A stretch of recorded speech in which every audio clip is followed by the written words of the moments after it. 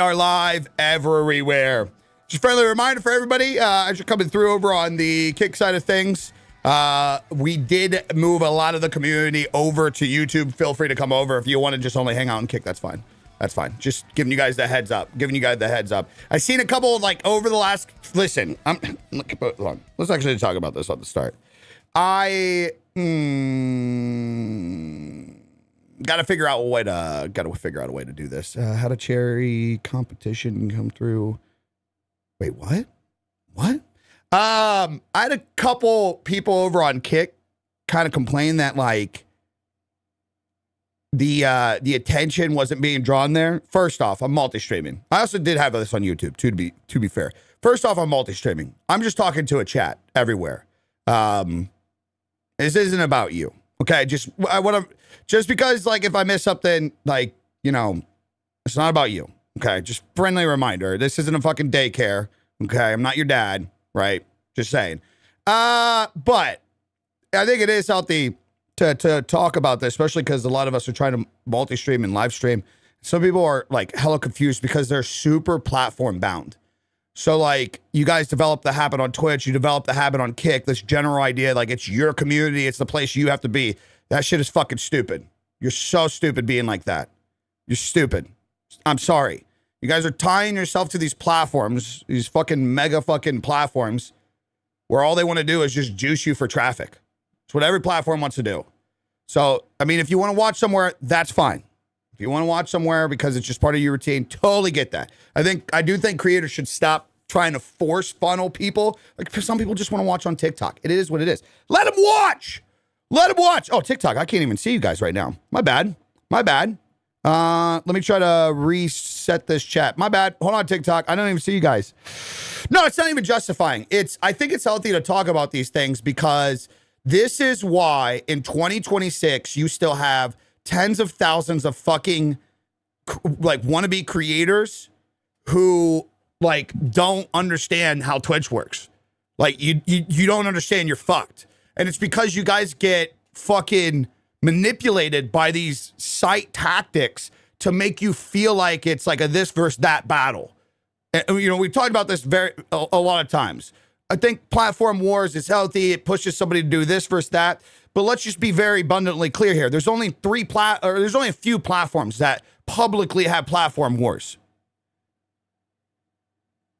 You got Kick, you got Twitch, you got Rumble, maybe another one, like one of the other small ones as well. Why is that? Because these platforms depend on it. This is fucking only reason. These platforms depend on hundreds to thousands of you guys being drawn into the stupid, I represent this place over that place. These platforms that I just mentioned, they benefit off of you not looking at platforms as a tool, as in what do they have to offer you as a person, but into being a bleed diehard fucking, I mean, what was the phrase? Now I think it's like hashtag pick kick or something. What's the Twitch fucking thing that it's been for years? Is there a Rumble one too? What was the fucking thing? Come on, man. I know somebody knows it. What's the community thing over on Twitch? God damn it. I'm having a brain fart. I'm so all over the place today. What is it called? Somebody knows. Bleed purple. Why does that not sound right? Is that right? Is that their phrase? Don't sleep on Rumble. You can multi-stream that. Brother, it's not even sleeping on these things. Jesus Christ. It's not even sleeping on these things. Again, you're throwing fucking Twitch has a phrase. I'm pretty sure. It's like bleed purple, right? Something. I don't know. Either way, the cult idea. And it's also like, it's like that right there. It's like, see what the person did. Dude, don't sleep on this, man. You could do this over there. We've all done this. We've all been fucking manipulated to be like these fucking pawns on a board advertising for these fucking sites. Purple blood for us. I think it's purple. But dude, it's case in point. The thing is, I don't have to go to Rumble. I don't have to. There's no point. But Rumble, Kick, Twitch, these platforms that go to X and start these this for that comparisons, they do this on the idea that you guys are constantly like fucking making that place your home. So that way you become the advertisement and go there. I've done this. I've done this. I've done this. The point being is, look, if you want to watch the multi-stream wherever you want to watch, that's fine. Understand one thing. This is my shit.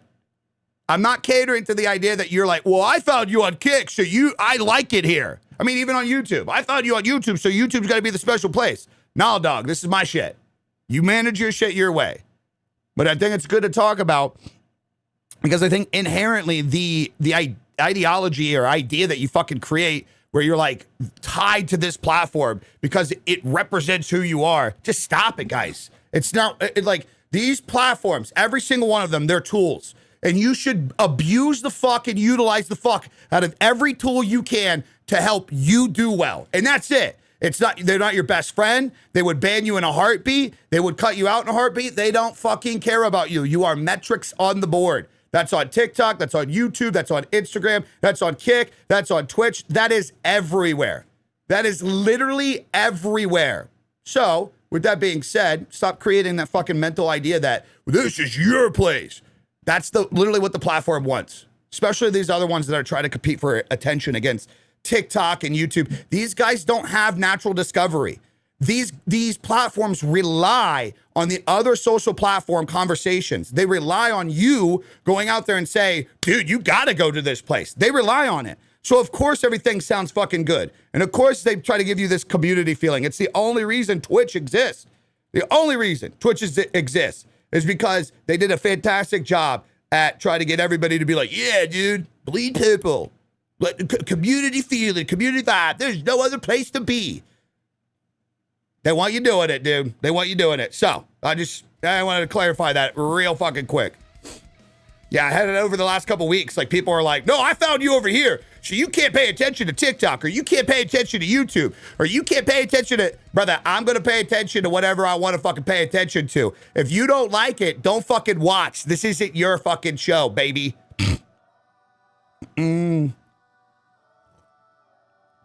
Why is TikTok not merging into the chat yet? Does anybody know Stream Ninja in here? Can you give your best advice to grow on these platforms? I'm posting 1 or 2 times a day, but, well, depends on like what the idea of the growth is. Are you gaining a community, or you're just trying to get views? Getting views is super easy. Super easy. Yeah, you should. Yeah, you should own your shit. I looked it up. Apparently, Twitch has their slogan, "You're already one of us." But you hear what that slogan is? It's a fucking cult. That's what these platforms try to do. There's a reason why. There's a reason why you don't see somebody high up on YouTube going to X and starting beef with Twitch and Kick and fucking Rumble. There's a reason. They are so above them. Holy shit. They are so above them. These platforms rely on you going out and being the spokesperson. Milk these platforms for what they're worth. For yourself. For yourself. Wait, what banner? What banner? Did you have the refresh to TikTok? I did. I hit the auto activate. Is there like an actual refresh? So I hit the auto activate and then activate. Oh,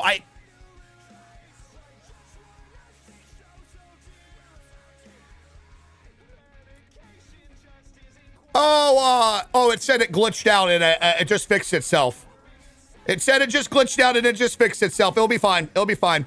Here we go. Anyways, yeah. I guess with that being said, good time to remind everybody, you guys should be multi-streaming this year. You should 100% be multi-streaming this year. You should be funneling anybody who wants to take some shit serious. You need to have a fucking good, solid website for yourself. You should be multi-streaming. You should fucking own your brand. If you get banned on one platform or they cut your pay, you should be able to bounce to another platform immediately. Immediately. 100%. Remembers when he used to make the graphics of Call of Duty clans? Never happened. I don't even know what is Call of Duty? How many videos should you post a day to go viral? It's not about going viral. Going viral doesn't mean shit. Going viral doesn't mean shit. I have a reel that got 2 million views yesterday. It didn't do shit for me. It gave me maybe like a couple hundred followers and just a whole bunch of people arguing. Going viral is super easy. You just make rage bait content and you can go viral. Doesn't mean you're going to grow a community. I get way better growth for me and my community off the individual videos that get 5, 10, 20,000 views on these things because they're more personable. And also, too, I would probably say this is probably going to be some bad advice. If your whole entire idea is you're trying to start off doing this by being popular, you should probably stop doing this, because that's you're never going to be happy. You're never going to be happy. What a stupid fucking goal. What an absolute stupid goal to start off anything in life and just be like, I just want to be fucking, I just want a lot of people to watch me. It's just such a silly goal. For why? At any cost. I don't care if I have to embarrass myself. I don't. But what's the point? What's the end game? I just want a lot of views. What's the end game? You want a lot of views to get brands to work with you? Do you want a lot of views to convert and grow a community? Especially in the world of vertical, there's so many people that got views over the years that don't have anything now as a result. Nothing. So it's like, what do you want fucking views for? Just trying to post clips to make money. Well, yeah.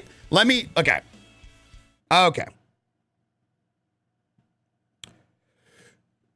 I hate to burst your bubble.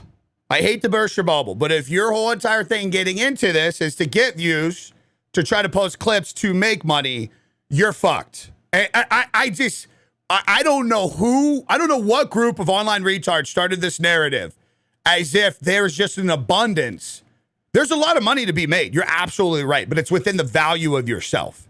It's 100%. I'm not about to crash out. I'm just trying to find a way to be as brutally honest about this as possible with that, because the only direct way to say it is your dreams are fucking ruined. Your dreams are absolutely ruined.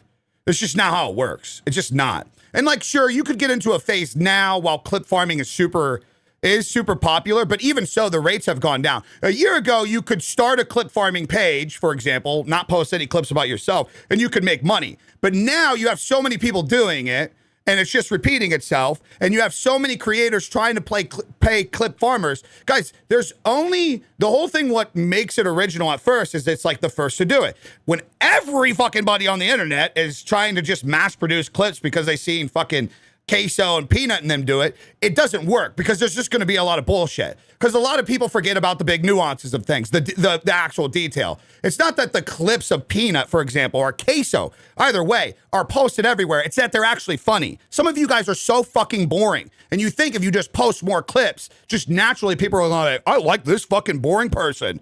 This is fun. You know what? I have things to worry about. I have kids, or I have a job, or I have taxes I have to pay for. I'm behind in something. I have rent to do. But I'm just going to not do that and take my time watching somebody that's fucking boring just because they post clips. Yeah. Yep, absolutely. It doesn't work like that. So if your whole entire goal getting into this is, I just want to make money, you're fucked. Statistically speaking, you're fucked. It's not that it's impossible. Just like it's not impossible that if you go buy a lottery ticket, there's not a statistical odd that you can win. That's why they make sales. For sure. But if you have no direction, you have no passion about anything, you're not into anything, and your whole entire thing is, I just want to make easy money, this is not the industry to do that. There's so many other ways to make easy money. Just fucking so many ways to make easy money. You could go get a job. It's really that simple. Holy shit. I'm just there's no other way around it. There's no if you just manipulate this, you're going to get, you'll fuck yourself eventually. So yeah, that's probably the best advice that I can give. See, guys, it's not a crash out. I'm just trying to find a way to articulate, you're doing it for the wrong reasons, and it's why you're not going to do well. And it's why so many creators get pissed off that they see we see it all the time on vertical content. You're a grinding Call of Duty streamer posting your Call of Duty clips, and you're just hoping miraculously one of them blows up and people just watch you on repeat 24/7. But then you get mad that some fucking Karen in her car taking her kids to the fucking hopscotch competition is getting more views. It's because Karen just started fucking sharing her life and having fun. And people were like, oh, fuck, man, this is kind of nice. This is relatable. I like that. She's just taking a camera, just showing something. She's not doing it on the idea to make money. And then guess what happens? They make money. I got put in this position because 16 years ago, we started making YouTube videos, Call of Duty YouTube videos for fun. Did you guys think that we started because we thought it was going to make money? No, people laughed at us. People mocked us. It was childish. It was silly. Oh my God, my hometown, my country town, Oh, it was so silly that I was making Call of Duty videos. Now I pay their fucking yearly salary in taxes. I got to contribute to society. How silly is it now, fuckhead? You know what I mean? It's so, but the point being is it started off of what thing? We were having fun. We were just having a passion, just doing some shit. We enjoyed it. We didn't care about what other people did. We never started making the videos on the idea of, oh, I got to do this to make money because I hate my job. We worked our jobs, came home, and made the videos because it was relaxing. It was an escape. So I can't see any scenario where you come into something and you're like, I don't enjoy doing this thing. I know nothing about this thing, but yeah, it's just going to make me money. You're fucked. You're so fucked. You like, it's in anything too. You can't just be like, oh, well, graphic designers make a lot of money. I don't like graphic design. I don't know anything about graphic design. Show me how to be a graphic designer to make money. You got to like the shit. Like, you got to want to fucking do the shit to be passionate. So somebody could be like, oh, fuck, I like what they're creating. I could see their passion. Yeah. Yep. It changed. Saturation killed content creation. It's not that saturation killed content creation. It's that nobody wants to fucking be themselves. Guys, I'm not even thinking, like what I'm doing right now isn't some out of the fucking crazy box. And it seems cringe to some people, but I love this shit. I love talking about it. I love helping other people. There's so many things you can just talk about out there. So many things. I don't care if it's you fucking collecting little toy cars. There's something that you like to do in life. There's something. It's saturated because you're just trying to repeat the same shit everybody else is doing. I mean, we see this all the time in the gaming space. Dude, people who are miserable, hating the game that they play. Well, I gotta do it because it's popular. No, you don't, dumbass. You're just doing it because you've seen somebody else did it. They got success from it. You think it's what you have to do. It's not. It's just not. You guys are gonna see it over the next couple of years. It's gonna piss some of you guys off. Some of you guys have been streaming games on Twitch for 10 years. Oh my God, as TikTok and YouTube and Instagram move into live form content, guess what's gonna happen? Your fucking Aunt Susie down the road who has a ma and pa shop, she's gonna start getting more live viewers than you. Oh my God, it's gonna piss you off. It's gonna fucking infuriate. What? More people want to watch Aunt Susie knit than me play Call of Duty? Yeah. Because she's doing something she actually enjoys. That's the reality. That's what's going to happen over these years. As live streaming gets pushed more to these platforms, it's going to be more about public relatability. Knitting is fire. I can't fucking do it, so it's got to be good. It's got to be good. But you get the fucking point? Like, some of you guys are so blinded about what you think is popular and what you think is cool, and it's what you chase, and there's a world of things out there. God, I wish we could actually break that down. How many fucking hobbies exist in life? Bro, I get sucked into videos of a motherfucker cleaning a pool. He doesn't even say anything. I don't sit there and 20 minutes of my life has gone by from cleaning a pool, from a pool cleaning. And you motherfuckers are like, yep, it's saturated. It's saturated. Bro, I could watch somebody fucking weed whack. They fucking... It's what's the word I'm looking for? It's relaxing. It's relaxing. It's probably why weirdos like ASMR. All right, dude. Once again, to the Twitch viewer, I'm multi-streaming. This stream is not about you. Just fucking chill out, man. Chill out. What do you think about reacting content? Like, I have no idea who you're talking about. I have no idea what you're talking about. I mean, yeah, you can start a channel reacting to stuff and utilize other people's popularity and things like that to gain a following reacting. But statistically, your chances of turning that into anything else is so low. Like, nobody actually, sorry, let me tone this back a little bit. Like, nobody's actually going to give a fuck about you. I just had a talk with a creator that, like, he grew a following reacting to dating shows. First off, I didn't know there was that many dating shows out there. Apparently there's a lot of dating shows, but he's miserable. He hates it because, like, he doesn't own his brand. His content is 100% dependent on, is there another dating show? Is there new drama? Is there something to react to? It's 100% what he's got to react to. 100%. Love Island. Never seen that shit in my life. I ain't got time for that shit. But he reacts to all this shit and he's miserable. He hates it. And he's like, he's like, I think I'm going to do like movie channel reactions. And I'm like, that's fine. You can react to shit and you can get views and you can try to get some monetization and dodge copyrights and shit like that. For sure, you can do that.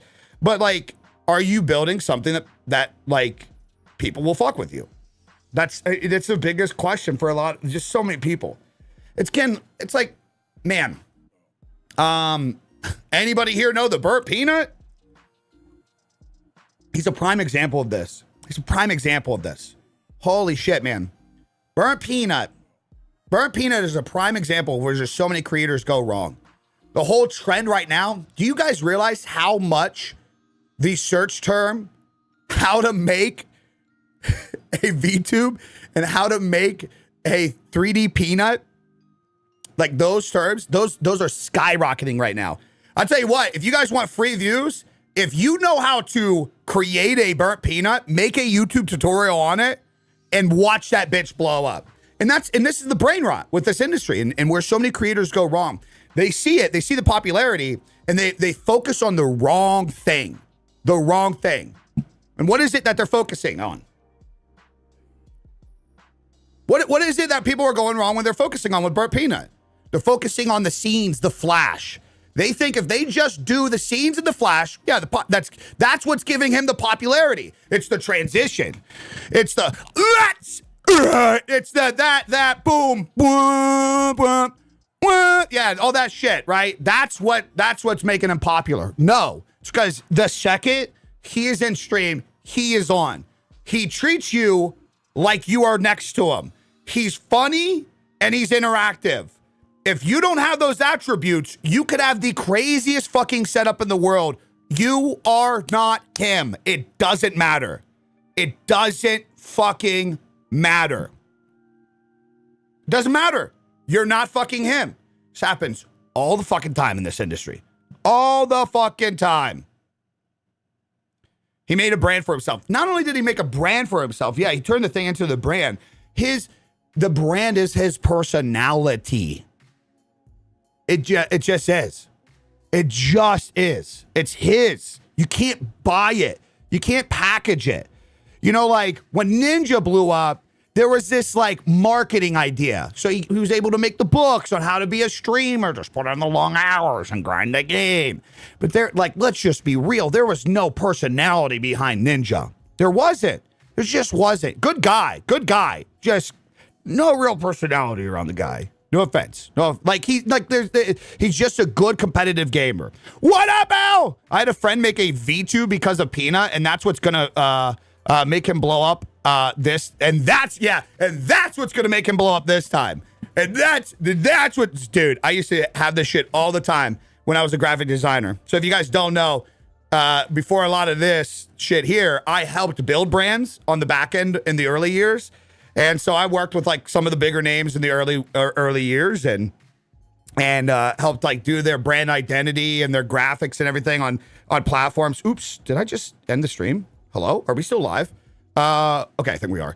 Anyways, yeah, so I helped that. You guys couldn't imagine the amount, dude, during the Dr. Disrespect blow up years, the amount of motherfuckers that every other month they were coming to the agency that I was with to get a whole new stream package because this one was going to work. At first they went the lyric route. They copied what we made for lyric. So they're like, oh, I seen that you did shit for lyric. You know what? I want to change all my branding to be like that. And then at one point we did, Tin the Tap Mans. And then it was like, oh, I'm going to make all my shit be Tin the Tap Man. And then like Doc blew up and they were like, oh, dude, this is it, man. This is the one. I'm going to just become a version of Doc in my own world. Nobody's ever thinking of that. Nobody's ever thinking of that. Just like motherfuckers right now. Oh, I'm going to pick an avocado.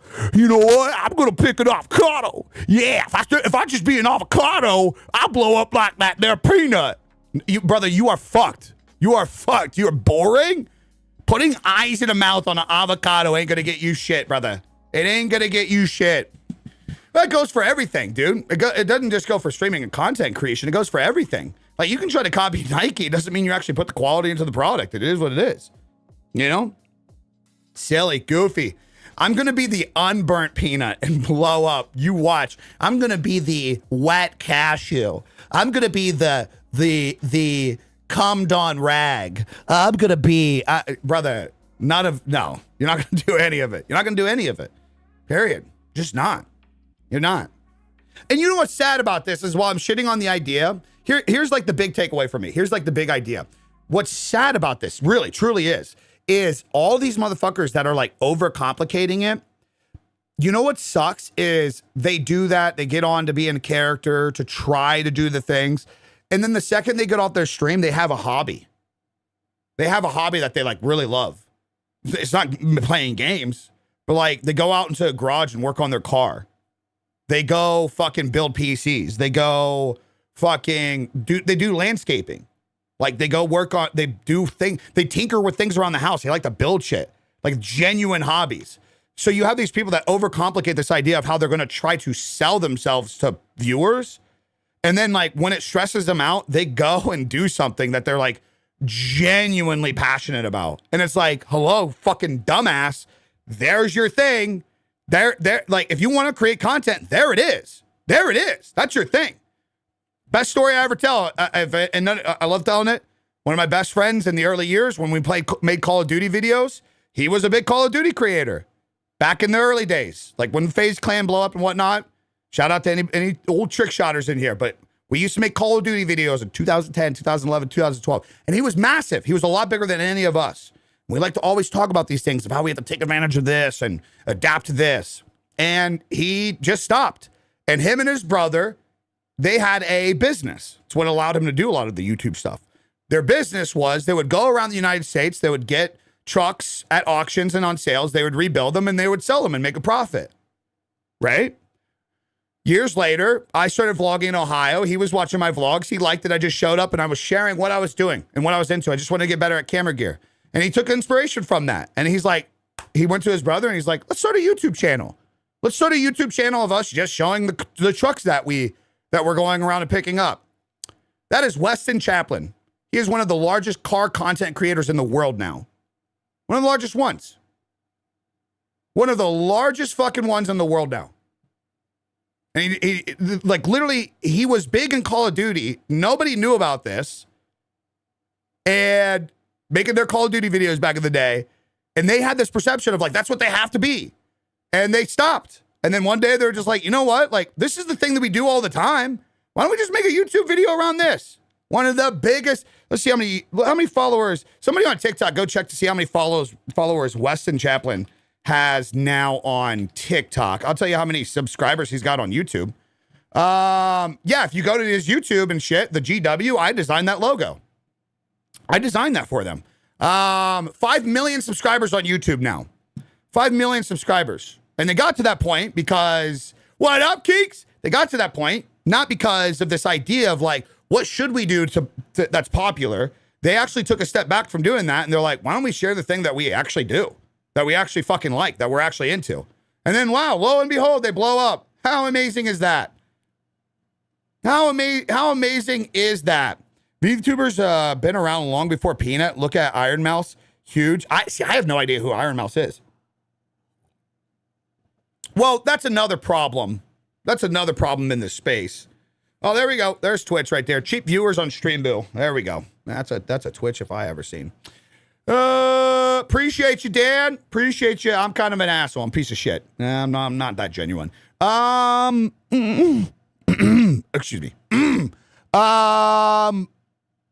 What was I just saying? Hold on. I was just thinking, ooh, wait, what is a super fan? What's that? What's a super fan on TikTok? Hold on. What did Keek say? Because I liked, it was bringing me somewhere else. Oh, yeah. This is another thing. This is another thing, guys. This is why I can't, dude, well, it's also X too. I've been just slowly stop using X. I think a lot of streamers going to X for the stream culture shit, I think it's ruining the big picture for them. What's crazy is if you go to X, if you go to Reddit, all the streamer drama, and it seems bigger than anything in the world.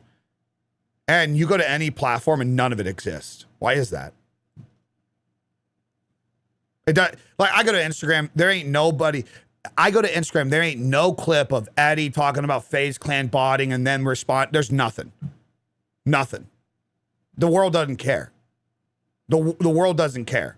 There's a fucking mom showing how to make a fucking homemade cupcake that's healthy, that's pulling in more views than the drama on talking about Twitch streamers on X. So like, it's very easy for us to get wrapped up in the things where it's like, we're involved in this community and we specifically go out to seek these things and we think it's a bigger deal than what it is. And it's just not. It's really not. It's just not. So I don't know. You said that. I was like, fuck yeah. I was just thinking about this the other day. I was like, I've heavily stopped using X and it's crazy just how much Twitch drama is on X. It's just fucking insane. It's just insane. But you go anywhere and it doesn't exist. Nobody gives a fuck. Maybe your top viral stuff might get pushed through here or there, but like the vast majority of the world doesn't care that like X or that Kick and Twitch are beefing. They don't give a fuck. They really don't. The average human being couldn't give a fuck. Dude, it's insane. I don't use X. I have no idea what's going on. It's tough because X does make me good money. It's tough. It's tough. X has been it's been a fantastic growth of mine for years. But yeah, I don't know, dude. It's just, yeah. People just live in their bubble. People just, yeah, exactly. It is nothing but drama. Yeah. Oh my God. This is what I tell you guys. It's so easy to rage bait. It's so easy to get views on shit. X is so easy, man. So easy. Like when Call of Duty and Battlefield came out, every other post of mine was cooking. It's because it's just so easy. It was just like yesterday. I reposted that, and I do this every now and then for like the top of the funnel stuff. Every now and then, a clip that I know will get views, I'll repost it. Like I reposted the clip yesterday where it was like showing that there are 0 viewers on Call of Duty, like essentially calling it dead. I know that clip's gonna get a lot of views. It's got 2 million views in a day. Doesn't mean shit. Didn't give me any followers. It's just people in the in the comments arguing. And the thing is, with even the drama stuff, people move on from it so fast. Somebody will watch that clip and be like, I fucking hate this guy. He talks shit about Call of Duty. But then like 2 weeks later, maybe one of my motivational posts gets put in their timeline and they're like, man, I fuck with this guy. Oh, how many times have people seen your name and immediately thought of Big E from WWE? It really doesn't happen that much. Like the statistical percentages is actually pretty low in terms of how often it happens. I mean, for people that watch me actively, how often do we actually have to respond to people talking about the WWE Big E? That we have the check guys a little bit more, but even still, it's not like it's an everyday occurrence by any means. Not even weekly, not even monthly. I can go months without hearing somebody say, your name's the same as so-and-so. Your name's so-and-so. I don't like you because you stream with Rudy. That's fuck yeah. That's my homie. Yeah. Listen, I've been called Big E for 25 fucking years. I'm not going to not be my nickname because some fucking pussy online's offended because they watch fucking grown men roll around on a tarp. Sorry. I'm fucking sorry. I'm sorry. You got me fucked up. You got me fucked up. You have me absolutely fucked up. Sorry. Now, do I get people that meme it a lot? Yeah. I get people that meme it all the time. Never watched WWE. I did when I was young, when it was still WWF. What size are your gazes? The size of your dick, Al. I don't know. I actually don't know. These are the smallest that they went. What's up, media? Good morning, gang. All right, now that I'm out of my fucking rants, good morning. Let's talk shop. Let's actually talk realistic shop. What, besides stupid fucking questions, Big D, besides stupid fucking questions like, how do I just not do anything and make money? Let's talk. What's good, gang? What's good? I liked the other day that this was like more general and open. We did do the channel reviews in the other stream, but so I want to switch it up a little bit today. And I just want to keep today's session to be just talking. Yeah, I know Iron Mouse is a VTuber, but I don't know, like, and that's just because of race and drama. Because of like what happened? Some agency or some shit? Some agency. By the way, TikTok is still not connected to my chat. TikTok has still not connected my chat. I don't know what to do. Connected. Oh, wait. I have to click it twice? Hold on 1 second, guys. Oh, there we go. All right, TikTok's here. Hello, TikTok. There we go. All right. There we go. TikTok's here. Now we can see everybody. Now we can chat. Now everybody can talk shit. I actually should have brought the screen up so that gentleman earlier that took offense to not getting answered in 5 fucking seconds on Twitch. I mean, it makes sense. Nobody's talking on Twitch, so he thinks that I'm just literally talking to nobody. Bro, I was talking to a wall. What's up, JD? Hello. Good morning, everybody. Her agency stole her from talent. They imploded. Oh, Jesus.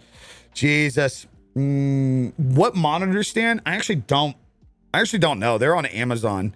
I think I have them on my store, on my website. When gaming while streaming, do you use the monitor behind you to reach out? I don't game while I stream. Yeah, I don't game while I stream. That's just me enjoy gaming by myself.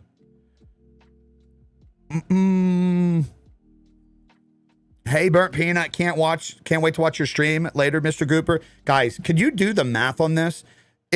Imagine if I was actually the Burnt Peanut, I would be streaming fucking 12 hours at night and then waking up 3 hours later and going live again. It doesn't make sense. It doesn't make sense. I multi-stream. Yeah.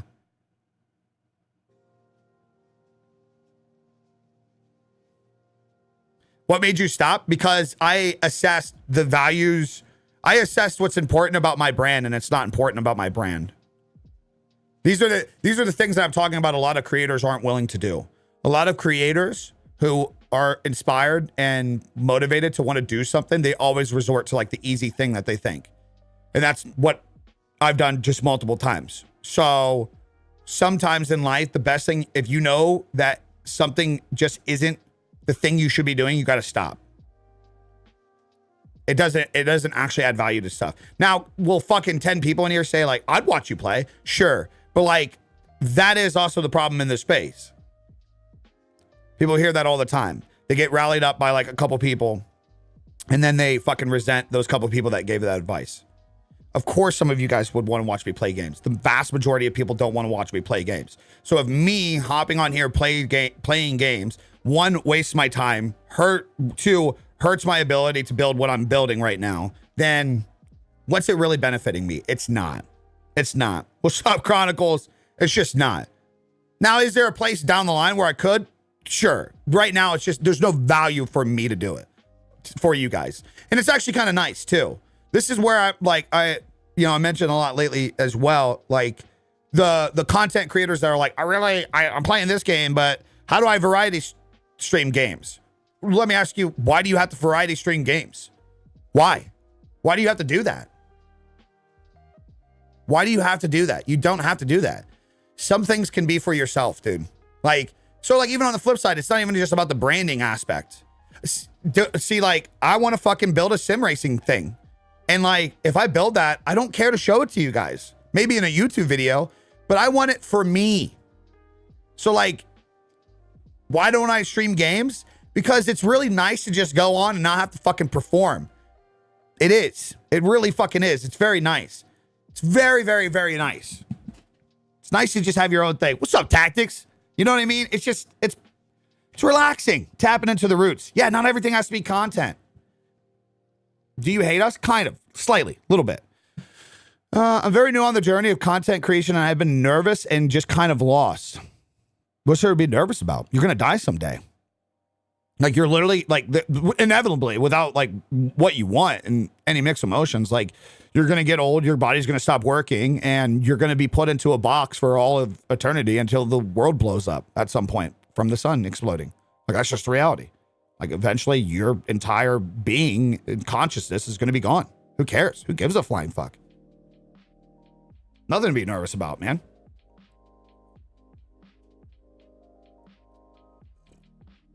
Yeah, we all die at some point from something. The ignorance is we think that we have forever.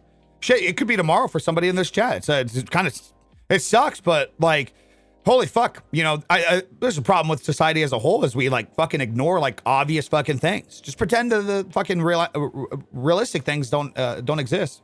I mean, Jesus is king all he wants, but this is still the reality. This is still the reality. You get the one chance, even if you believe a lot of that. They put you on this planet to do something, to be constructive to the world, not to sit back and care what other people fucking think. So how would you position a new channel if the creator doesn't know where to focus the content? Well, you got to focus the content first. This is where just so many creators go wrong. You got to focus the content first. You got to know what you want to put out. You got to. It's just like, it's the common serious question that I always ask. If you fucking blew up in anything, what would it be? What would the number one thing in the fucking world, if tomorrow you blew up and you made millions of dollars, what would make you happy? Oh, out of all the hobbies, you'll pick one. Trust me, brother. Trust me.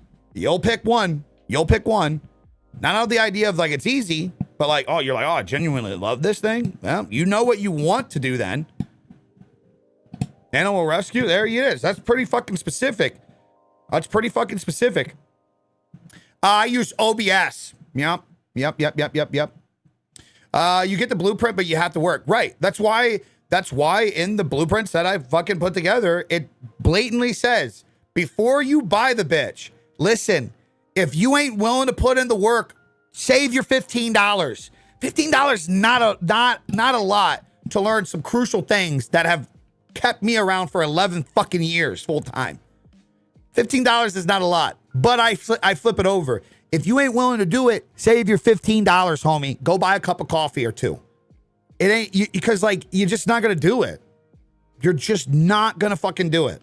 If you can't commit 90 days to picking one thing you love and making shit about it, brother, you're not gonna do the shit. Just don't even waste your money on it. How do you pick a niche? It's too hard. See, that's a problem though too. Is like we've used the word of like we use this idea of niche and we've overcomplicated it. Yeah, I just watched a podcast yesterday, and there was this guy that's gotten into vlogging, and he was like a chef, and at first he's like, I got to niche down and I got to make these like chef videos because I'm a chef. That's what I got to do. And then what he did is instead of generalizing his niche to a specific target audience, he became more relatable, and he just started like, he'll go to Costco and he'll do food runs, and he'll talk about the food that's fucking healthy, the food that's not, the food that makes good food, the things that you can combine to actually like make really like good dishes and shit. So he generalized, not targeted it.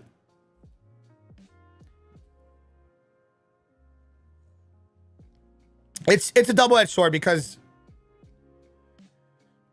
you can share pillars of who you are within your niche, but like when you're starting, you have to target something. You can't just be making fucking Call of Duty videos and making videos about you putting together fucking racing simulators and you making videos about fucking doing pottery. You are going to confuse the fuck out of your audience, and it's just going to push people away. Yeah. I think if you would even just take the idea of niche and turn it into your general message, I think it would be healthier to just like perceive it that way.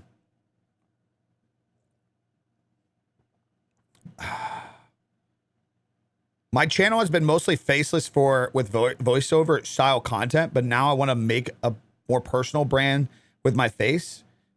Why do you feel like you have to make a personal brand with your face? Do you want to show your fucking face, or do you like doing faceless?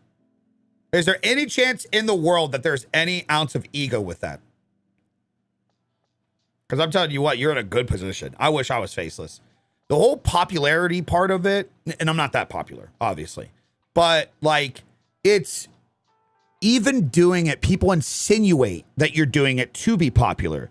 It's just like, there's just nothing more pure than somebody like doing some faceless shit because they just enjoy some shit and enjoy talking about something.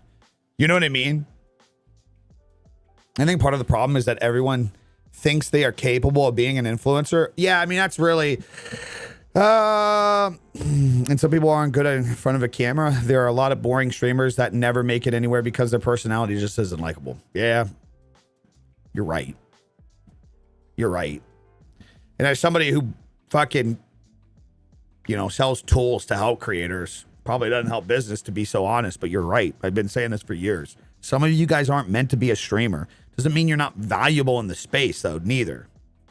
As well. I mean, iTap's kind of a bad example, but a good one too. iTap isn't a streamer, but he makes products for streamers. He makes products for streamers. You know, so I mean, yeah. I mean, it's so different than my the story of my mod. My old mod is more successful than the majority of content creators because he works behind the scenes with content creators now. And he's doing better. It's like, you know, a lot of people, thank you, appreciate that. A lot of people, I mean, yeah, it just depends, man. What are you chasing, man? Like, sometimes you just got to look inward and you got to be honest with yourself. Are you maybe trying to just chase the ego and narcissism? Like, do you just want to be cool to other people? I can tell you right now, it's gay. It's not that fun. Like, even any little traffic and attention that I've got, talking about the faceless guy, there's been plenty of times I wish I could just completely shut out. Yeah, plenty of times. Just, you know, create some shit that I'm into and just get off. You know what I mean? How do we know if streaming is the best thing for us? Do you love it? Genuinely. Like, especially lately, I'm very glad that I like gone down the direction I am. Like, I was like, I got to do this morning stream, not on the idea of like, I should because of the branding and marketing and like, maybe people will give me money. Where's my money? But like genuinely on the idea that I'm excited to do it because I like talking about this shit. You know what I mean? Like, I was actually really pumped to go live.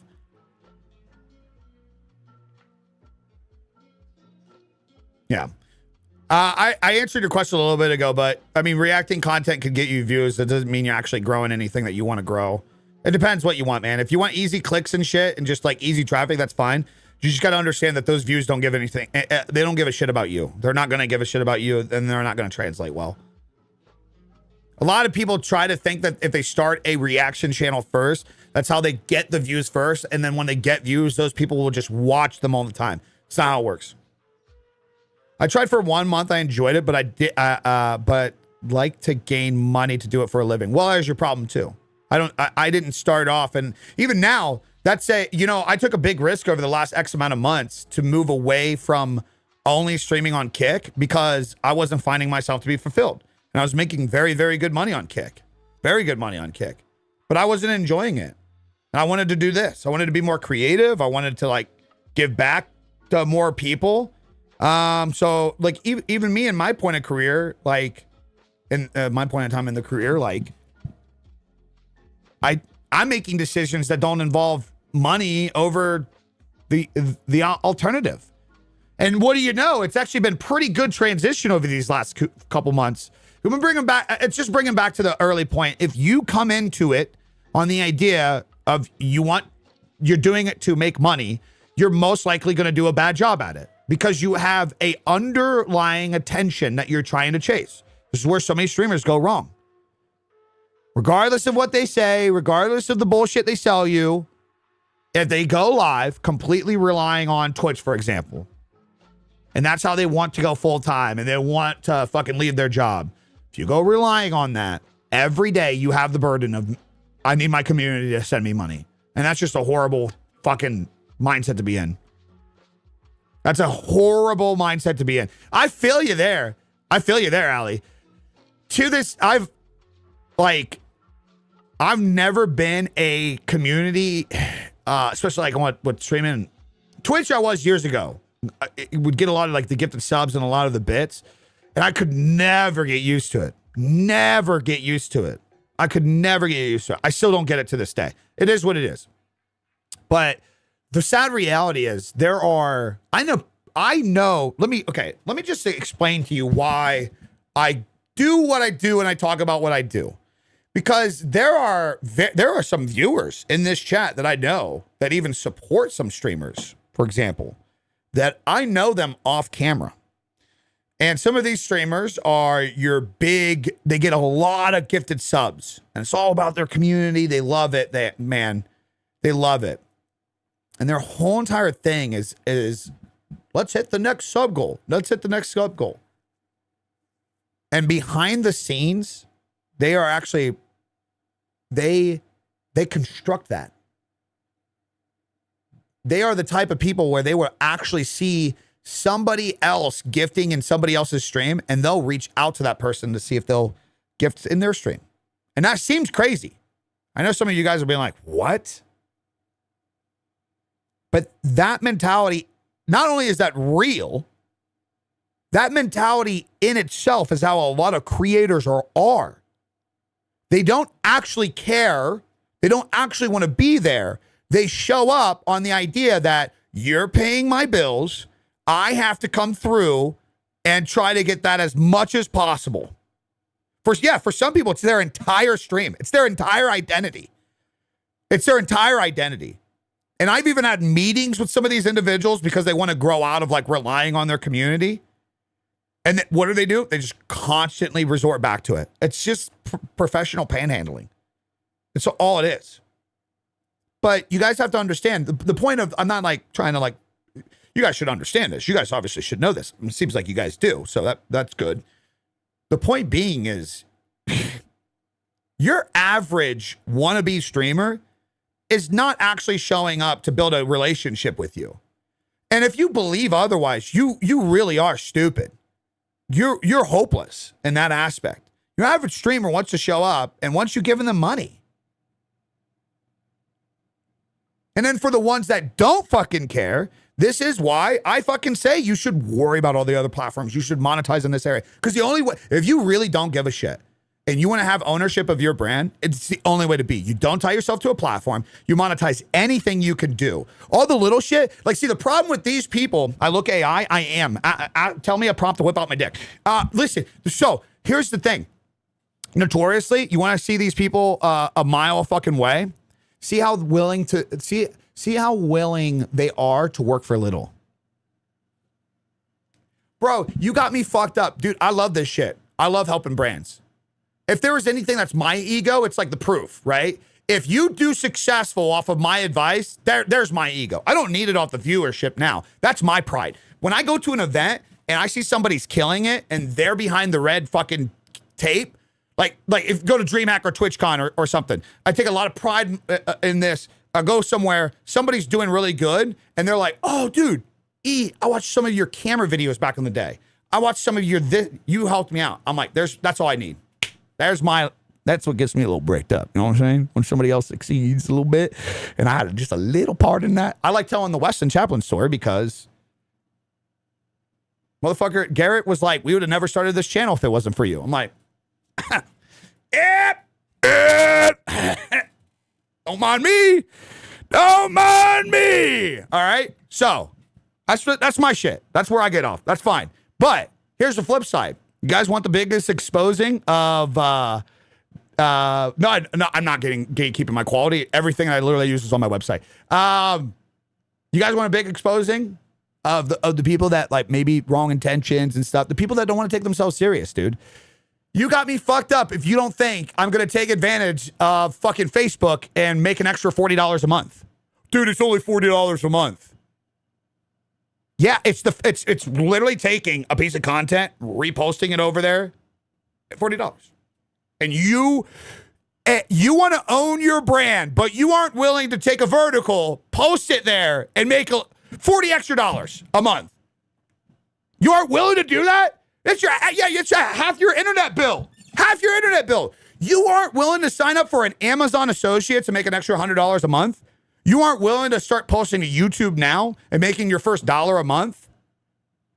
No, why would I do that if I could just go back to my community and fucking get subs from them? Okay, exactly. Right there. That's the biggest exposing. You don't want to control your brand. You don't want to own it. You just want it to be easy. You want somebody else to pay your fucking bills. Okay, we want it for different reasons. And the thing is, it adds up. It adds up. I tell the story all the time. Guys, there are some months, the extra stuff that I don't track pays my mortgage. Not my half of the mortgage. The mortgage. My house payment, 2,300 square foot home for my family. There are months where extra shit that I signed up for, just taking the time to do it, pays the bills. You guys realize the power in that? When I don't have to come here and say, guys, give me fucking money for just existing. I could make an OnlyFans. There's that too. But that being said, We all got our bottom. No, I'm just kidding. But yeah, dude. So, excuse me when a couple of you guys come in here and you keep saying the whole fucking, well, I want to do it to make money. I just don't relate, man. I don't sympathize for it anymore. I don't. I really don't. I don't care anymore. Oh, man, I seen something that was riveting the other day. It's going to piss some people off. But it was like, at this point in my life, I'm over your sad stories if you're in your 30s. I'm over it. Like some of you motherfuckers that are coming around and you're like, yeah, bro, I hate what I do. I'm doing this. I'm kind of over it, man. Yeah, I had sad stories too. I did. I had really bad sad stories. We all did. This idea that like everybody else's life is good and like yours was just the hard one, it's pretty ignorant. A lot of us did some shit. At some point you need to figure some shit out. Yeah. At some point you need to figure some shit out. So it's like, I don't know. I just don't relate with it anymore. I don't feel sympathy over it. I know when things get tough. I know times are hard. But like you don't even really want to do the shit. You just want easy money. And then you're like mad because it just doesn't come. And it's like, well, fuck, man, dude, what are we talking about? Do you still recommend doing both horizontal and vertical stream on your channel or just keep it to one or the other? I'm doing both right now, Sarge. I just do YouTube's auto thing. I just do the auto thing. What's up, Vonder? What's your TikTok agency? Don't know. I'm not with anybody, brother. Not with anybody. I might soon. I might sign with an agent soon. I don't disagree, but I do feel it depends on the bad things that happen. Like losing a kid that was 16 is hard, but I agree. Yeah, but like the power in not letting that holding back and sharing that story is like, you have no idea how many people can relate with that. And you have no idea. Like, so yeah, it is a sad story, but like also too, I know, and I might tread the line a little bit, but it just is what it is. It just is what it is. Do you think your 16-year-old would want you not doing something? No. And we both know that. We both know that. You know, I'm sorry to hear that too. That sucks. That's tough. Some people's stories are tougher than others, for sure. There's no debating that. There's no debating that. Some fucked up shit has happened to people in this chat. For sure. For sure. But you get to a point in this world where like there's so many people out there, and what really people are looking for is like relating, fucking escaping their reality.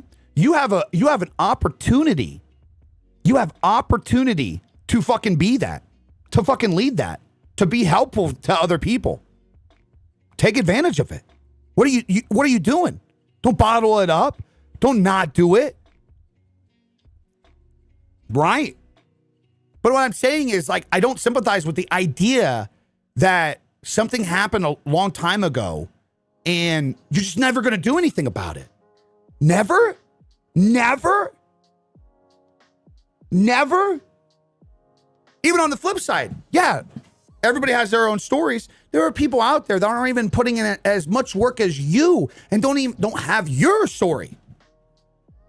And they're still using excuses. And it's little ones, man. I don't have the money. Oh, dude. Bro, if you're in your 20s and you don't have money and you have no idea the fact that those being your only problems, you are fucking good. Holy shit, man. Holy shit, dude. You have no idea when your story isn't that you've had to go through grief, that you've had to fucking lose everything, that you've had to fucking learn from like making horrible mistakes. If your whole thing is you're just 24 and broke, bro, you have the easiest problems in the world. You can fuck up so much. You can risk so much, man. So much. TikTok has gotten way more lenient with it this year, but a year ago it was so bad. Wait, what happened? What happened?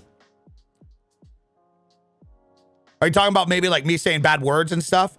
I got a theory with this. Bans. Here's my theory. Let's talk about this. You guys ready for this? Ooh, buddy. You guys ready for this? They still do. TikTok still does ban for nothing. But I think it's favoritism for sure. And I think this is where you guys got to learn this lesson. And you know, I just recently put out a video, for example, where I was like, what did I say? I was basically like some guru was trying to tell me not to say certain words in my videos or I'd get in trouble. So when I would game on TikTok and talk the way I do, I would get banned every single fucking time. Here's my theory with this. Now that I do the just chatting stuff, I say shit all the time and I never get banned. Knock on wood. But I never get banned. You know what my theory is on this? They don't give a fuck if you actually get watch time. Because that's how by the way, this isn't a theory. This is how every platform works. The reason why I was getting banned on games is because the average person didn't care to actually sit around and stay and watch and interact. The reason I'm not getting banned on TikTok right now is because they know you're in here sitting around interacting and watching. TikTok knows if they shut down their stream right now because I called somebody a fucking pussy, that 125 people are now going to scroll off their page. They know. They fucking know. I'm telling you right now, the biggest lie motherfuckers tell you on the internet is that you can't say things you want to say. You have people going viral right now doing extremism politics. Extreme political content. Extreme political content. So you tell me why you're not allowed saying fuck in a fucking vertical, but motherfuckers can be talking extreme politics. Don't add up, does it? It does it. Yeah, the more extreme, the better. The more viral it goes. The more viral it goes. And dog. One of the biggest videos that's popped off for me lately was me and a group of homies just talking about titty milk. Fucking titty milk! And you're stressing about saying the word fuck. You gotta stop, guys. You gotta stop, man. You gotta stop. You gotta stop stressing about the stupid shit. These are like the micro level shit. Well, if you want to grow a real authentic brand, you gotta make sure you watch what you say. You gotta make sure you do this. You gotta make these fucking advice motherfuckers that give the advice through that shit. Well, no, you gotta understand, you will get restricted. Bro, if you make good content that people will watch and interact and will keep watch time on a video, the platform will push you. There's not a platform in the world in 2026 now that won't push you if you get people to click stay and watch, period. End of. There's not a single one anymore. That's gone. That's out the window. They don't give a flying fuck. These motherfuckers don't care about morals. They don't care about sides. They care about one thing. Are you staying on this platform? That's it. That's it. End of. The day they brought, people will say these things about YouTube too. Bro, the day they brought back Steve Will Do It, you should have realized, yep, that's over. It's over. They don't care anymore. They don't give up. They don't give a flying fuck anymore. Watch time retention. That's all they care. Bro, why can you not see that there are people in here fucking talking? I don't even know who the fuck you are talking about. Answer Frito's question. Who the fuck is Frito? Frodo. What? I don't have the LUT. God damn it. Every fucking stream, dude. I don't have the LUT.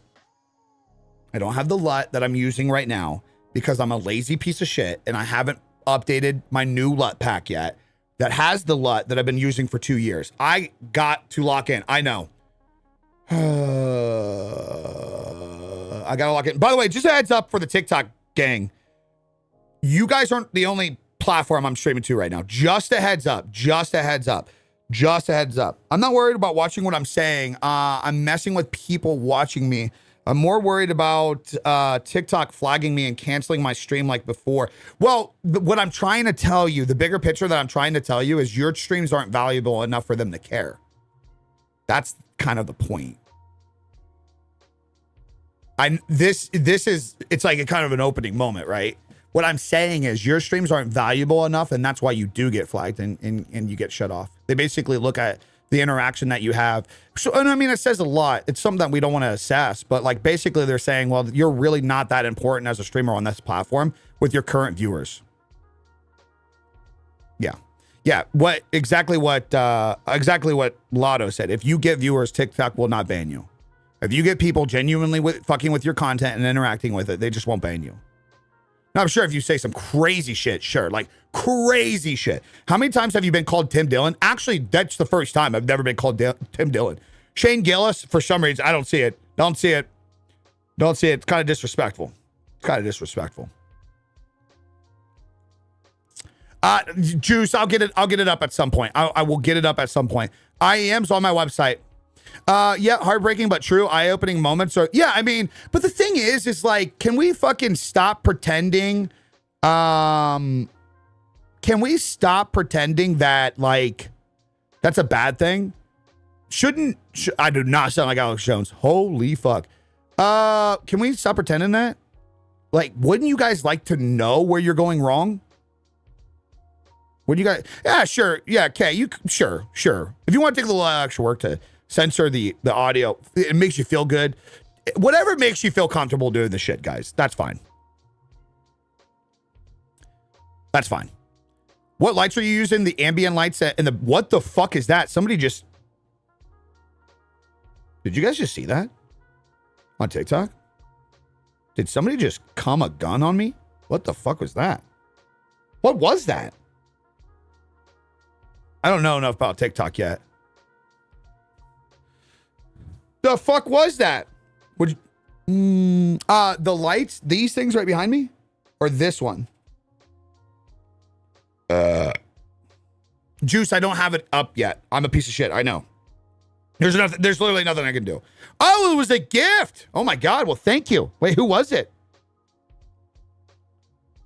Flood, brother. I appreciate you. Oh my God. Dude, I'm so bad at this.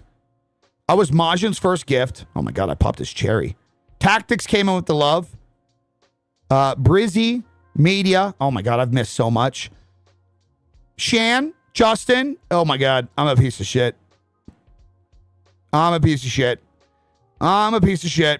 Dirt. Why is it such a little box? It's a little box. What? So are gifts like pennies essentially? Are they like bits or whatever? What's up, Josh? Good morning. The lights in the background are Godocs. They should be on my site somewhere. They should be on my site somewhere. Yeah, TikTok takes a large cut, don't they? Dude, I actually had somebody try to compare that with Twitch and TikTok. Somebody was like, actually, TikTok's a bigger scam than Twitch because TikTok takes a large cut too. And I was like, it's kind of hard to... So, okay. At a certain point in any aspect, if you have a product, if you grow a brand, the tools that you use to distribute your viewership and run your shit, you have to typically pay portions and cuts. It's part of using the tool. My biggest argument about Twitch is they don't give you the tools to take 50%. That's my biggest argument about Twitch. Comparing Twitch and TikTok, I think, is a little ignorant because TikTok actually will give you the tools. Is it worth the split? I don't know. Let me ask you this. Can you go to Twitch right now and Twitch will throw you guys automatically in front of thousands of people? Sure, you got to get the hook. Sure, a lot of those people aren't actually staying and watching. It's brain rot content. Let's just be real. But if you go to Twitch as a tool, are they going to give you the ability to get discovered today? No, they're not. If you go to Twitch as a tool, are they going to give you the ability to sell products on your page and connect with tens of thousands of people? They're not. So it's like, it's one of those things where it's like, at a certain point, you guys have to understand the percentage you're paying is because you're paying for the product. People take such offense to that. Like, I understand cuts. I 100% understand cuts. If you get a website, you're going to have to pay for the website. If you get a subscription service on your website, you're going to have to, for like transactions and charging and money transactions, you're going to have to pay percentages to that. You're actually going to have to pay for the feeds as well as people buy things. You pay for those things because you're selling a product. That's the cost of you selling it. And for some reason, in the world of content creation, you want to be a brand, you want to be a business, an LLC, right? You want to be this product that you're selling, but you don't want to pay your dues for the tools.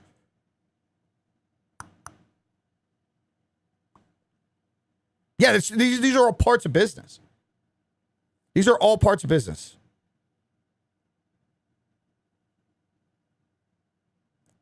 All parts of business. Sorry. Get rid of that.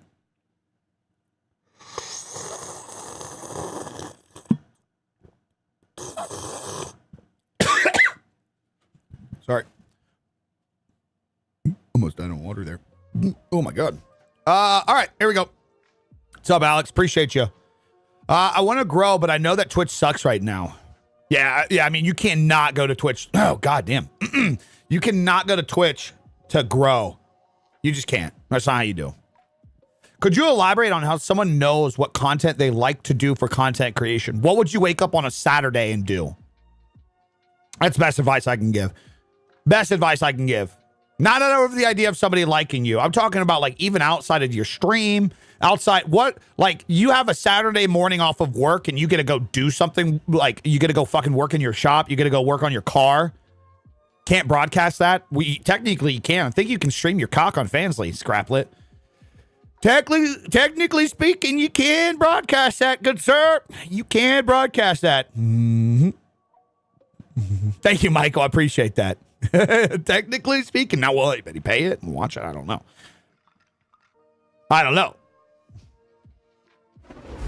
Is Lego? Yeah, it actually fucking is. Luna, welcome back. Welcome. Looking good. Looking hung, looking handsome, looking healthy. Yeah. Yeah, I mean, dude, if you fucking love Legos, yeah. It is. It's good fucking content. You love it. People relate with it. Other people love Legos. Do you think people would like to watch fucking Pokemon cards? Yeah, of course. Do you know how bad I'm in love with the fact that the best gamer buddy ever and help us here too? Wait, what are you talking about? I'm not your best gamer buddy ever. Okay. Stop it. Or should I just get a job? Should I start streaming grind back? Got fired from my warehouse today. Good money, bad job. Should I just get it? Well, I mean, if you want to waste your time, yeah, you can just start streaming. But if there's this general idea that maybe this is going to be your big break to blow up in streaming and you don't have to get a new job, no, you're going to have to get a new job. It just depends how long your fucking runway is to stream. Obviously, if you have a lot of money saved back, sure, yeah, you can fucking stream for a little bit and turn it into this this justification of well, what if it comes a career? You sure, you could. No, I don't want to make money. So, I mean, if you don't have to make money, then yeah, just fucking stream. What's wrong? You know what I mean? I heard you ignore your tat artist text messages.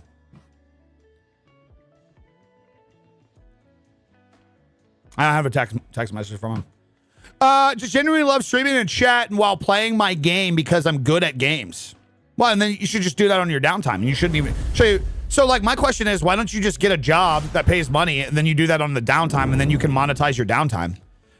Boy, oh boy. Ooh, Nicholas, welcome to the Premium Member Club. Boy, oh boy. Daddy just cooked on that one. Daddy just kind of cooked on that one. Why do we not normalize this? Why do you have to be a full-time streamer? Why can you not get a job that you can at least fucking stand?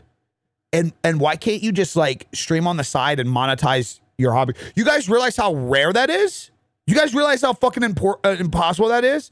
Motherfuckers will be, well, I guess you could start doing it, but some motherfuckers are into some motherfuckers will work a 9 to 5, come home, and then work on their car in their garage. So essentially in streaming, you can be okay, well, I like doing this thing. So now I can make a little extra money. Impossible where I live? What do you mean? What's impossible about that? What's impossible about that? That's what I do. I think that's the biggest flex ever.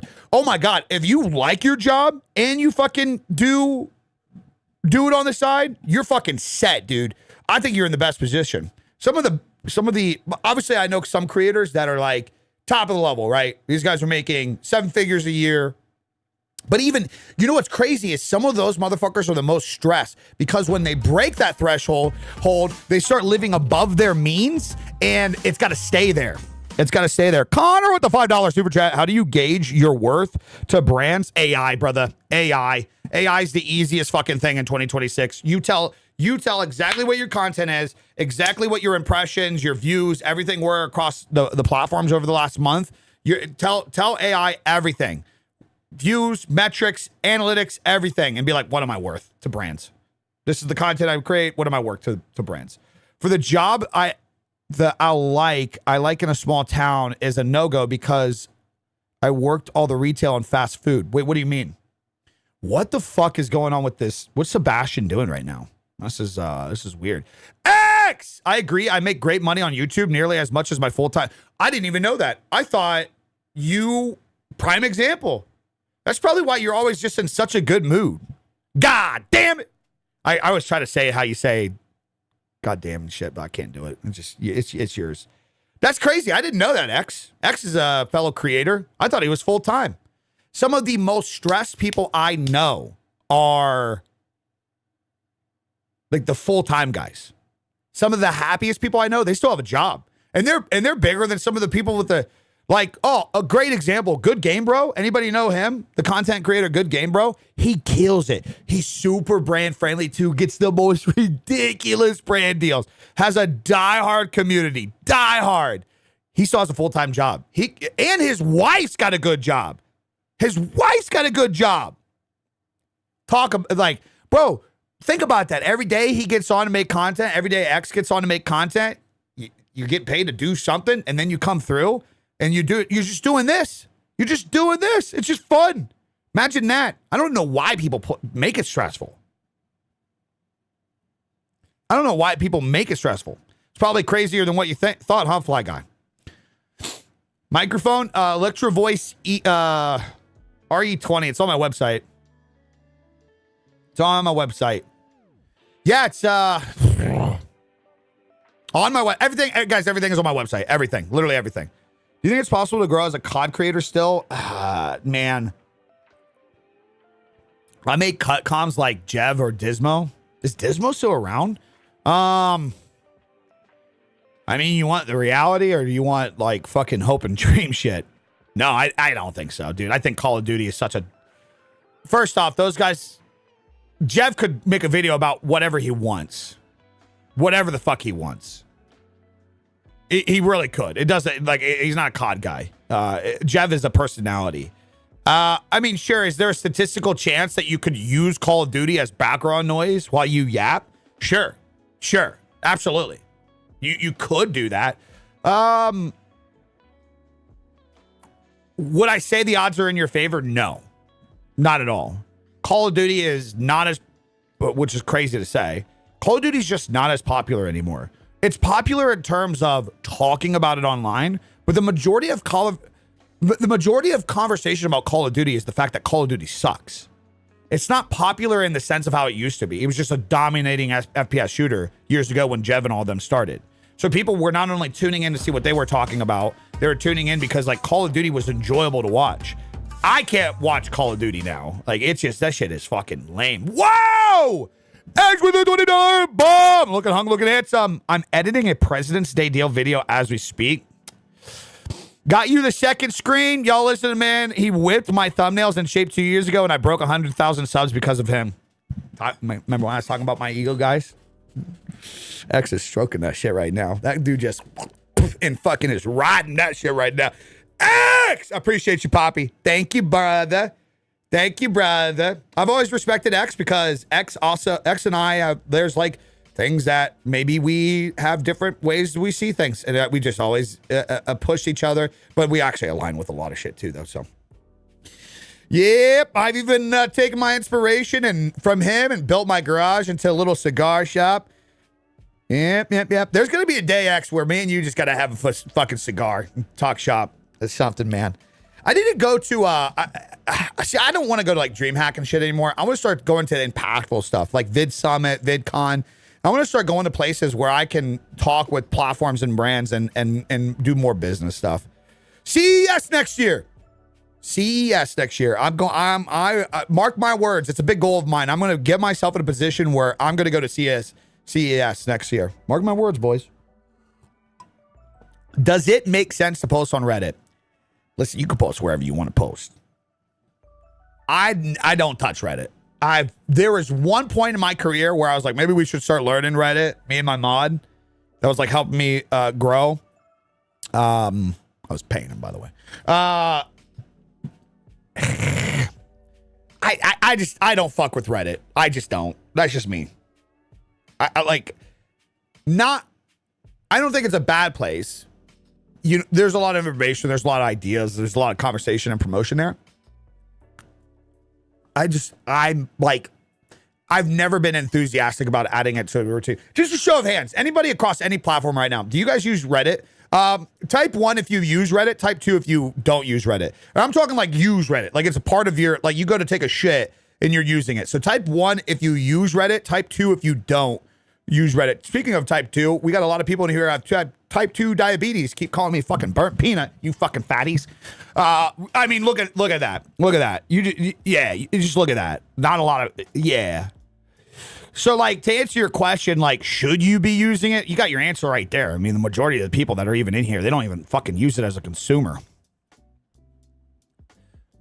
I like to switch it around, Rocky. I'm a low guy first. I like to drop it while it's hot. And so they're also not Zins, too. I shouldn't probably be giving this brand free promotion, but I do these Lucy Breakers just because they're so delicious. They have like a bead inside of them. Hashtag not an ad. Hashtag not an ad. Get fucked. They got a little bead inside of them, and you pop that like a pussy, and tastes great. Tastes great. I gotta watch what I say on here. I don't know what it is with TikTok. I seen that the demographic in streams, there's a lot more ladies in here, and then I'm like, I see that at the end, I'm like, oh motherfucker, dude, gotta stop being such a dickhead. Just to let anybody know, it's fair game. I'd say the same sussy shit to my homies, just to let you know. I just try to treat. Listen, actually, this is a good little segue. I didn't script this. Good little segue. Good little segue. Hold on, I'll talk about the pouches real quick. Can we normalize this? I think this is a good way that everybody also needs to do this. Yeah, it's nicotine. Here's my thing. If I can't talk to my chat like I would talk to you hanging out, I can't fuck with you. And I think a lot more people need to have that energy. And it's true. I know that sounds fucked up because some people are like, you shouldn't like cut somebody or like you. How do I say this? I know a lot of people are desperate for views. I will lose 50 of y'all motherfuckers right now if I can't say such shit. I don't care. I'm out. Go watch somebody else. If we couldn't, so like a great example, when I had a good year on Kick, I hosted this event in Charlotte. It was called the Kick-Ass Creator Bash. And it was like kind of a way, it was a way to bring a whole bunch of content creators and some people, some viewers together. We had actually a couple people in chat. It was like my own convention, right? To bring us together. If you can't come to an event and chill with me and we can fucking joke and banter and pick on each other, we ain't going to get along and chat. So like, I don't fucking care to put on for any other thing than just, we are cool. You know what I mean? Just, I think that's something that some of you guys should normalize a little bit more.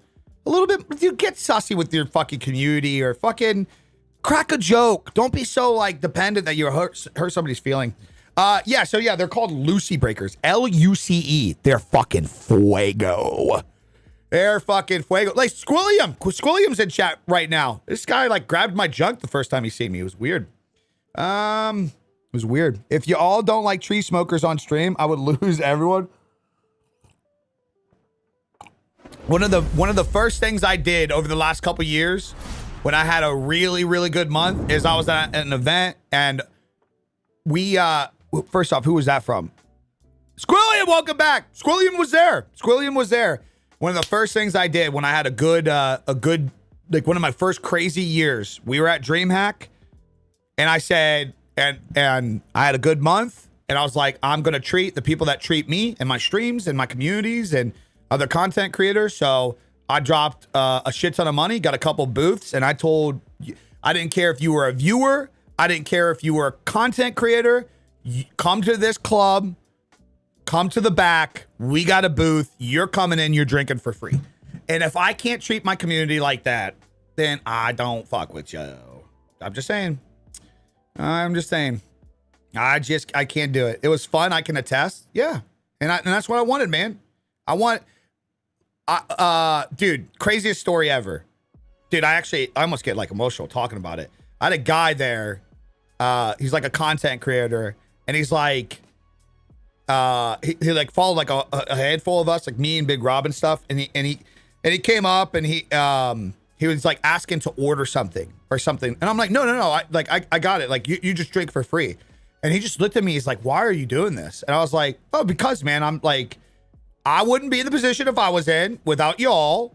I want you guys to come here, and I want you to have a night where you feel like anybody else, man. I wanted people to just have a night where like they don't stress about the fact that like whatever they've spent tonight is going to reflect their credit card tomorrow. I didn't want people like sitting there thinking about like, oh, the stress of growing a stream or the stress of doing this. I was like, tonight, for a little bit, you're going to escape. You're just here with people, and you're just going to have a good time and listen to music. That's it. And the dude, like, literally got emotional and started crying. Like, I'm not even kidding. He's like, I've never been treated like this. This is one of the this is my first dream hack. Like, I've never had, like, creators treat me like this, and I've met so many people. And he, like, apologized. Like, dude, you don't have to fucking apologize, man. This is what life's all about, dude. You feel good. It feels good, doesn't it? Shit feels good. Good. I was like, just fucking enjoy yourself and shit. But, I mean, that's the reality is, like, that's a lot of fucking people, guys. And I think it's good to focus on that as a creator. The reality is a lot of people are just trying to escape some shit when they watch y'all. So you guys are stressed about this idea to try to manipulate people's time for attention and make money. And the reason why you guys are successful is because you don't realize that everybody that's watching you has their struggles. And you're not like the people like Queso and Peanut and them, they're doing so well because the second you open up that stream, they are getting you out of there every fucking night, dude. You gotta look at that every time you show up, man. You don't want to fucking be on because you're stressed and shit. Yeah, the people that are coming to your stream and coming to your videos, they're coming there because they don't want to be connected to their shit right now. I don't have it. I'm literally not affiliated with them at all. Go tell them. Go to a video and say sponsor. Everybody go to Lucy Breakers and say sponsor Big Daddy E, please. Please. I'd fucking kill for a sponsorship. Flavor recommendations, espresso, and berry citrus. Absolutely slap. Absolutely fucking slap. Oh, yeah. Recommendations on a softbox. The one that I recommend is on my site. It's just a Godox. It's actually not that expensive. They're nicotine pouches. Yeah. That was me back in the day with the TK vlogs. God. The throwback. Now it's with Peanut and Big Puffer. Yeah, dude. Yeah, there you go. Yeah. Well, and that's the problem. That's why TK and a lot of the FaZe guys, like all those old vlogs day, that's why so much went south because they stopped focusing on the shit, man. They started focusing on the drama and all that shit, dude. And they stopped focusing on the fact that just so many people that are, I think the biggest connection with human beings and content creators, like if you were to fill one gap, is this idea. Hold on, I gotta say on this one. This is a good one. If there was one thing I think that you could harness this idea of why people are influenced or fuck with content creators, I think more than ever, especially now in 2026, as more people have just showed up and they're more authentic, they're more relatable, is this hope or this idea that like you guys are stuck in a job, you're doing this thing you don't want to do. Where you are, there's an out. There's something else out there. And I think more than ever, especially now, but all the time, there's always just so many of us that are wired in this idea that you're like in your own movie. You're meant for more. Like what you're doing, like whatever it is that you're doing right now, you're just like, it can't be it, dude. Can't be it. And the thing is, why I even started making any of my shit is because it's true. And there's only a small percentage of you motherfuckers that are going to follow that. And the ones that do, oh my God, it pays off. And it really is doing it. I know it sounds cringe, it's fucking super lame, but you guys, You won't fathom the amount of people, 1 million people could hear what I'm saying right now. And they hear it, but they don't it doesn't resonate. And only a few are going to listen to it and be like, you know what? I'm done, man. I know I'm meant for more. I know I want to accomplish more. And they're actually going to start building the blocks and building the foundation to get there. It's not going to be overnight. It's not going to be fame. It's going to be slow work. It's going to be annoying. But if you do it and you actually shoot goals, set standards for yourself, you can get to places. And the reason why it always seems like a pipe dream and a sale is because 99% of people aren't even going to attempt it.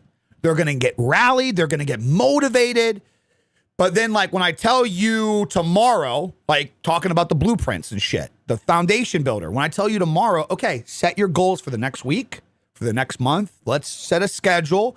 Let's stick to things. 99% of people are just going to click off.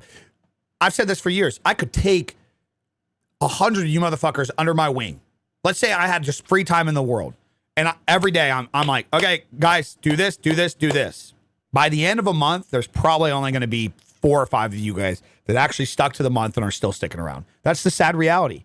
So, you know, on the flip side, it sounds motivational, it sounds hyped, but the reality is some of you guys, you know, even deep down, you tell yourself these things where you do want more, but the second you got to show up and do shit before you get shit, you know you're going to give up. You've already created this negative habit in your shit, man. And I wish more of you guys could understand the benefits of not fucking talking to yourself like that. Like, oh, I'm going to be fat forever. Or like, there's just no way I could do it more than somebody else. There's no way people would want to watch me do something. There's no way somebody would want to watch me work on my car or fucking play guitar. There's just no way. No, there is. But like, yeah, you're telling yourself that you're not doing it. Now, of course, then you're right. You're absolutely right. What was it? Is the Will Smith quote? Those who say they can and those who say they can't are both usually right. They are. They just really fucking are. And yeah, I don't know. That's like literally why I started my YouTube channel. I wanted at first it was graphic designers. I wanted graphic designers to know, like, you can start your business, man. You can.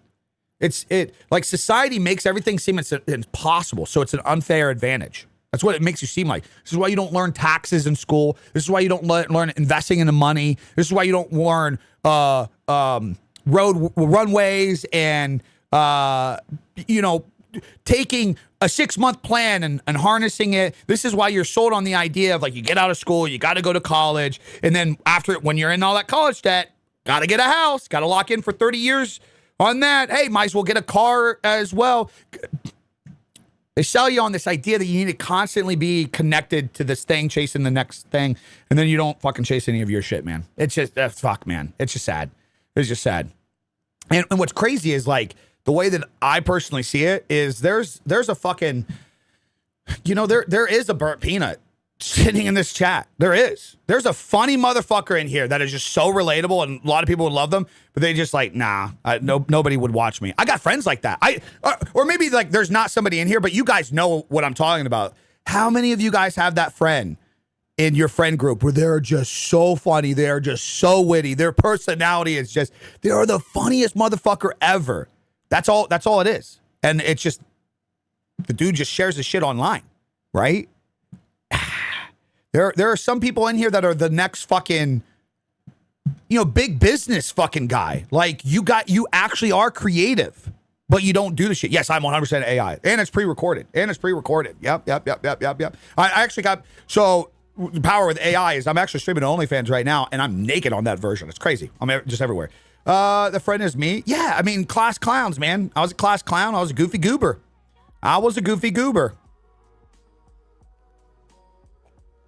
Yeah, there you go. I like that. Yeah. I always say don't try to be the next big anything. Try to be the next best you. Yeah, for sure, dude. And a lot of people won't fuck with it, and some people will.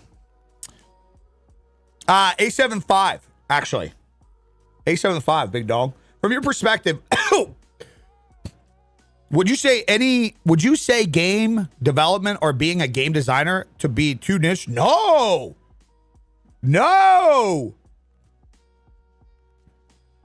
I think that shit's cool. Now, some people on chat might not think that's cool, but I think it's cool. You realize how many angles and perspectives you could come from being that way?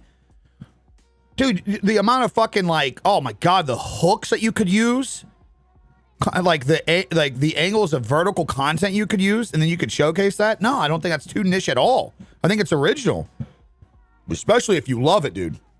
What's the guy? Who's the guy that's been in all the debates? I know apparently he's lied about a lot of shit.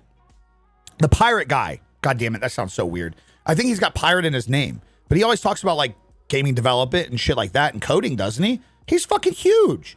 Now, I think some shit came out this last year where he was like disingenuous and pirate software. Isn't that what he is? Isn't he just a developer and game designer? Isn't that what that guy is?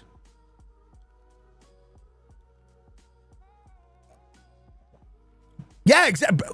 Right there, what somebody just said in chat. I know TikTok, you guys can't see this, but this guy said, I have no interest in being a game dev, but watching content from devs and seeing the shit goes into making games is great content. Yeah. Guys, I have no interest in mowing lawns. I even pay somebody to mow my lawn. I'm that fucking lazy. But I had to tell you what, you put a fucking video up on my page of that dude fucking going and just mowing people's lawns. I'm going to watch him do it. I think it's fucking great. I'm not going to do it, but I'll watch him do it for sure. It's good content. Good content. Guys, give me 1 second. I got to take a piss. I got to take a piss for the horizontal stuff. You guys are going to get the be right back screen for TikTok. Get fucked. I need to get like vertical.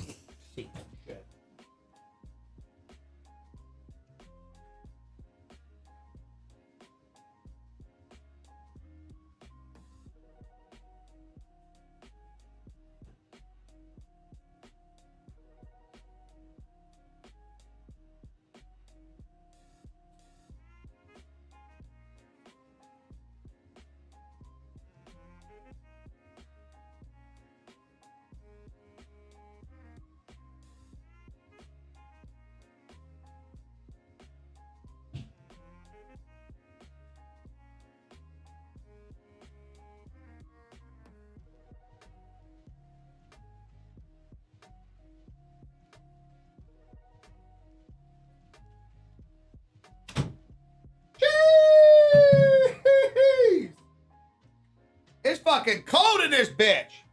It is cold. Ooh, wee. All right, now that I went AFK for a quick second, so we probably lost some like into viewer shit. Just a little bit. I know we got new people in here. YouTube and TikTok have been pushing the fuck out of us, dude, lately. So I know we got some new people in here. Hello, welcome. My name is Big E. I've been doing content creation for 16 years. Been doing a full-time for 11. Got a background in graphic design, videography, photography. I worked with brands. I've worked with creators. I've implemented some things into myself. And I like giving some shit back, man. I just do. I love the nerdiness of the shit. I love the tech side of things. I love the growing of things, like being able to have control through shit. I just love it. A couple of people that while we were talking about stuff, you guys were asking about the blueprints. They're fully live now. The good version is fully live on the website. We got the streamer, we got the creator. You guys don't have to get both. Please don't waste your fucking money. Also too, if you're not willing to do something for 90 days, don't waste your money. Just watch the free content that we fucking give out. Give it out on YouTube, we give it out in the streams.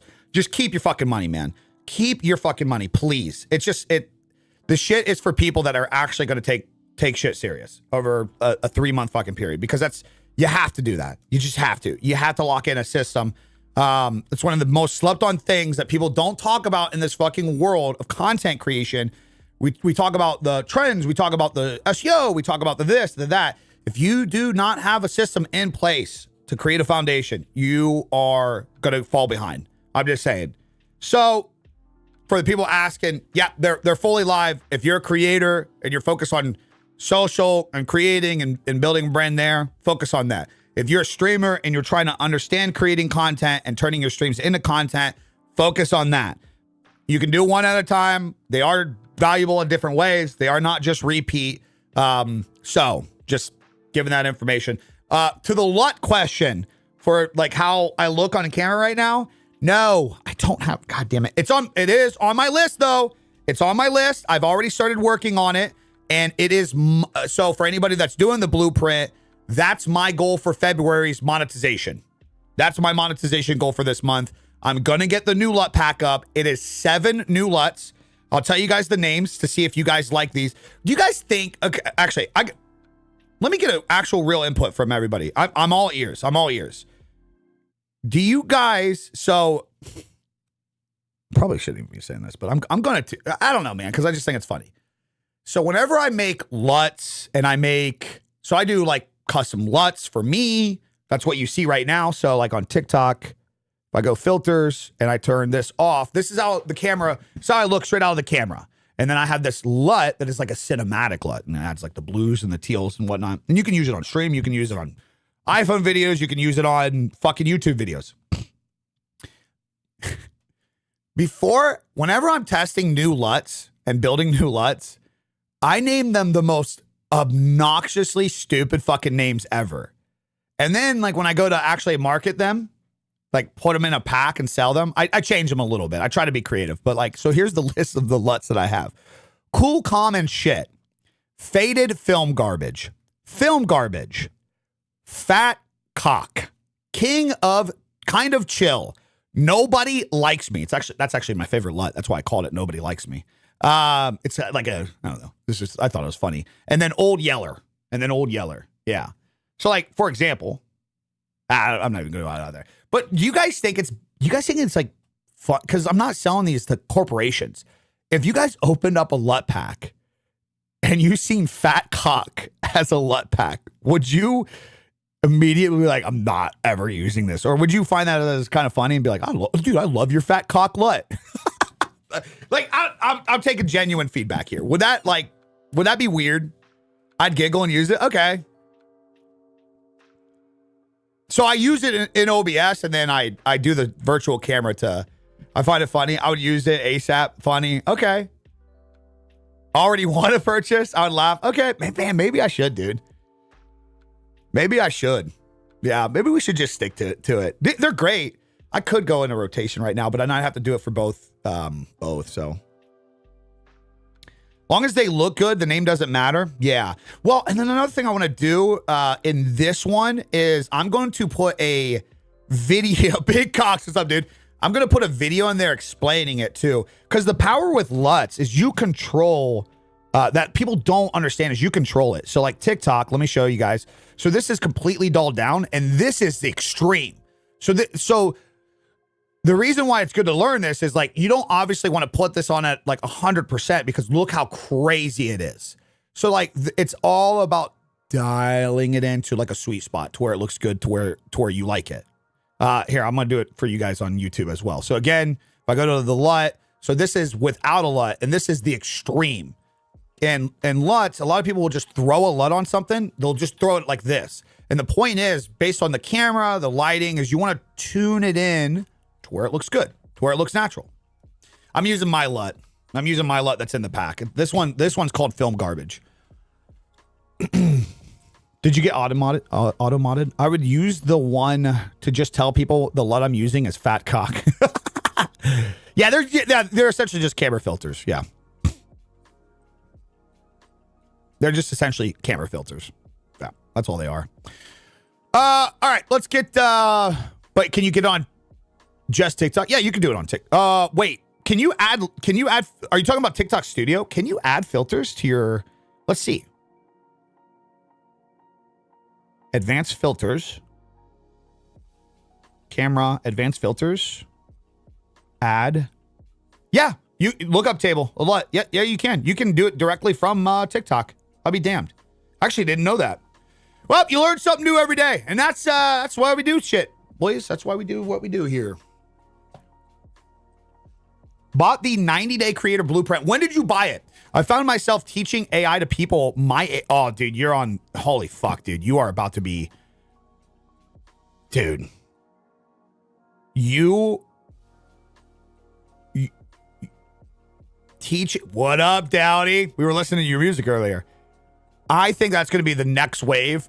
Like, dude, the disconnect in people not knowing how to utilize AI is insane. It's a service in itself. And I think even some big wigs. Who was it Grant Cardone or the guy that owns the basketball team?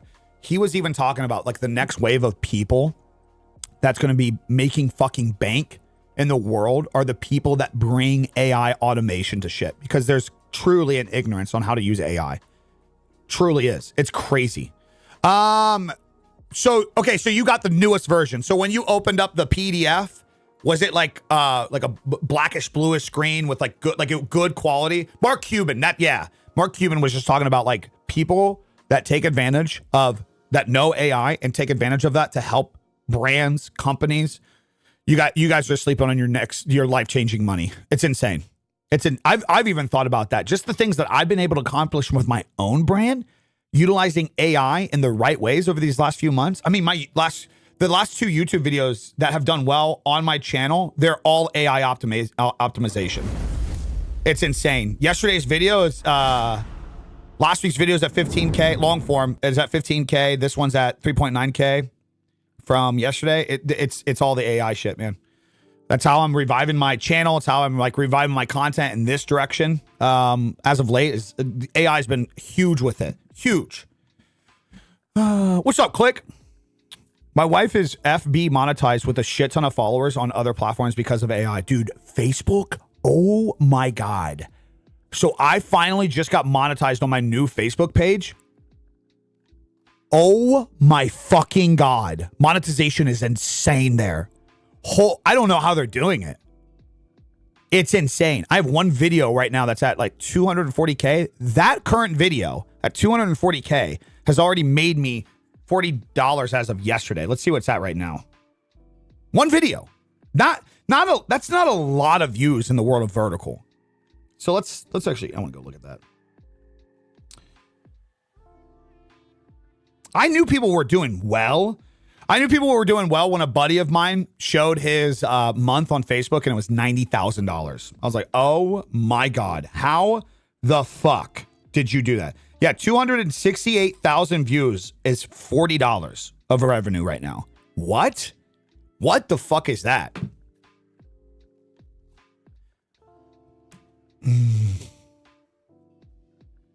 Yeah, how would we go about that with AI? God, to strip down the basics. I think the best advice that I could give to how to use AI is you should imagine. So if you go to ChatGPT, imagine you were able to talk to me at any time of the day, all day, and ask any question you want. Any. Imagine if you were able to take the analytics, take a screenshot of your analytics from a video and a transcript. So like the words said in it, and you could go to AI and you could be like, why did people not watch this video? And AI could abundantly say, your hook's bad. You drew this out too long. You talked about this too long, yada, yada, yada.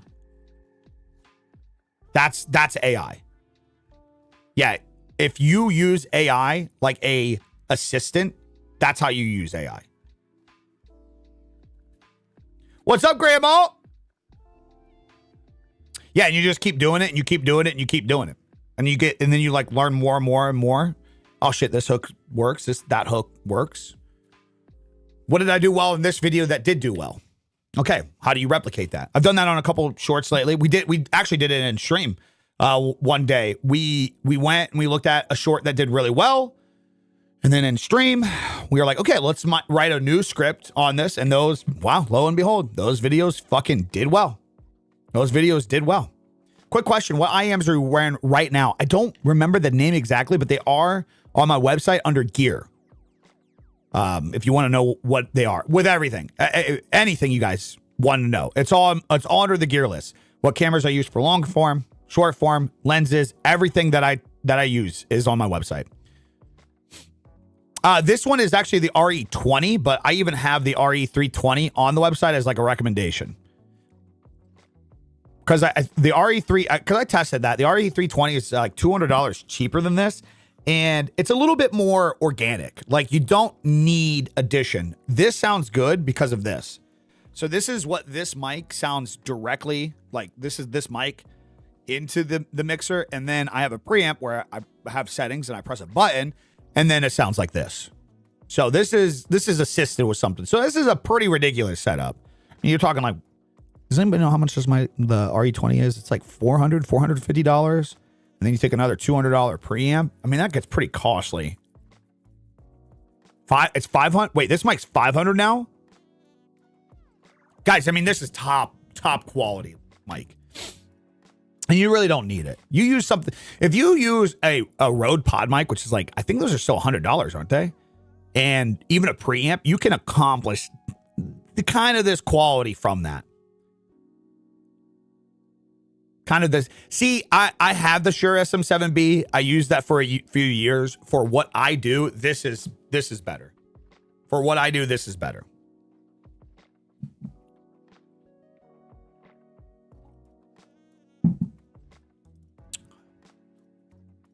All right. Hold on. I want to make sure. I also got monetization on Facebook, and I also got affiliated. I've been streaming 100 hour all with the span of 11 days, like multi-streaming. I use the AI to help me with titles for YouTube as well. Yeah, it's extremely slept on. I use a $30 mic and voice meter. I hate voice meter, but yeah, dude. I mean, dude, we all start somewhere, brother. We all you don't need the best mics. Like, I know I'm getting compliments on the camera and the mic, but the amount of people that are just going to say, what are you using? And then they're just going to move on. Like, it's not creating a real relationship. It's not like you're like, it's every day going to be like, I got to go fucking watch the guy with the good mic and the good camera. Dude, I need to look into those DJI Osmos. I've heard so many good things about them. I can't believe how big that game is still. R6, Rainbow Six Siege. Yeah, Rode is really good. Rode is really good. Yeah, well, God of Wavelink is really good, especially for USB. They don't have an XLR version of it, right? Bro, you know how to script? Wait, what do you mean? But I use the Fafine 688. Maybe one day I'll have... I've never even heard of that brand.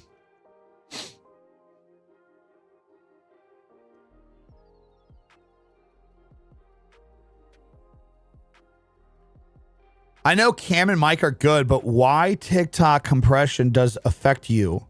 Did you do... Wait, what do you mean? It's pronounced fine. Oh, my bad. My bad. Well, that's a good point, too. Most TikTok shop guys don't use mic, and they're generating good revenue. Some of the some big guys to this day, Nick Merck still just uses his fucking headset. To this day. Doesn't Jinxie even still have like a scuffed setup? Like, he doesn't use anything crazy, right? The gear is like one of those things where like we really get way too addicted to it fast on the idea that it's going to do well. Well, I would suggest these IEMs for gaming, but they are kind of expensive. So what I typically... Oh my God, I'm recording for like the last half hour. What I typically recommend people is that KZ something. I think it's on my site. No, you really don't need half the gear to stream. Did Jinxie ever get back to me? About what? Wait, what? I never reached out to Jinxie. What do you mean?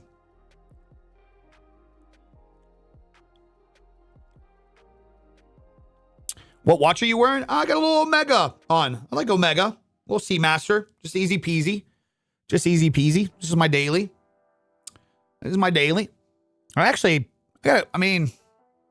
a couple Omegas. I'm thinking about getting rid of the other ones. Because the collection that I have, I just kind of, like, it's funny. If I'm not wearing this, which I just typically wear, I'll wear my, like, Apple Watch sometimes. The battery life doesn't last fucking long in it. And I got the Whoop to track my health and fitness and whatnot. Are you streaming? No, I'm not. This is all pre-recorded. But for any of the watch people in here, sometimes I find myself just going back to a Belova or a Citizens over, like, if I'm not wearing this and I want to like have something that like looks good with a tire, like I have a nice Omega, for like the like more occasional things, but like sometimes I'll just go get my Belova. I think I say that correctly. I don't know.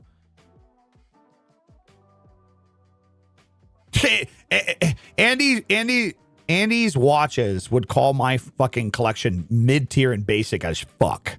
It's high for me, It's high for me, but outside of that, it's not anything special. I have a couple big dogs, and then the rest are just like little guys. Need the Rolex. I went in. I had a good month. This was the first nice watch I bought, like the first nice one I bought, and I went in to celebrate. Before we went to had to travel to Ohio for our baby shower, and I said, I'm going to go to the mall. And I'm going to, because we have like a bougie mall here. They have a Rolex there. They have an Omega there. And I said, I'm going to go into Rolex and I'm going to say, I'm willing to buy a watch today. But if you put me on that whole, you don't have inventory bullshit, I'm going to go to Omega and I'm going to buy there. And that's what they did. They gave me the fucking shit, bro. If you got me fucked up, if you don't think, you actually were going to try to manipulate me to think that you don't have some Rolexes in the back at your Rolex store in a fucking bougie ass mall where millionaires come and shop. They tried. It's like the notorious story. I don't know if you guys ever heard of that. Luke Bryan, famous country guy. He went in and just like gym shorts and a fucking hoodie. And he's like, I got a concert tonight and I'm playing like Madison Square Garden or something. And I want to get my first nice Rolex. And they're like, oh yeah, we don't have that, yada, yada, yada. And then somebody in there was like, oh my God, you're fucking Luke. And they're like, oh, actually this one guy might not pick up their order today. We could get you that. We could get you that. That's all I wanted. I just wanted an entry level Rolex. Just an entry level, like nothing crazy. Yeah, nothing insane. And they were like, yeah, we don't have stock. I'm like, you're fucking all right. I'm going to go to Omega. I saved. And like, to be honest, like I could have just gotten the, what is the Rolex version of the Seamaster? It's just your typical diver. What's Rolex's version? No, not the, I don't think it's the Yachtmaster. I thought it was the,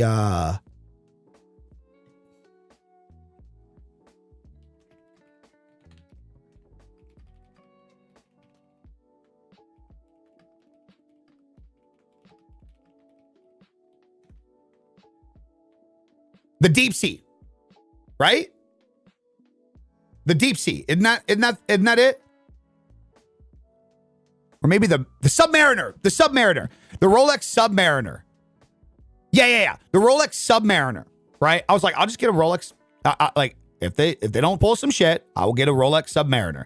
Because like, what do those usually go for? They're like 10K range, right? Of course, I don't ever put fucking prices on anything that's legit. Yeah. So I was like, okay, I will drop $10,000 today on a watch. 10, 15, whatever.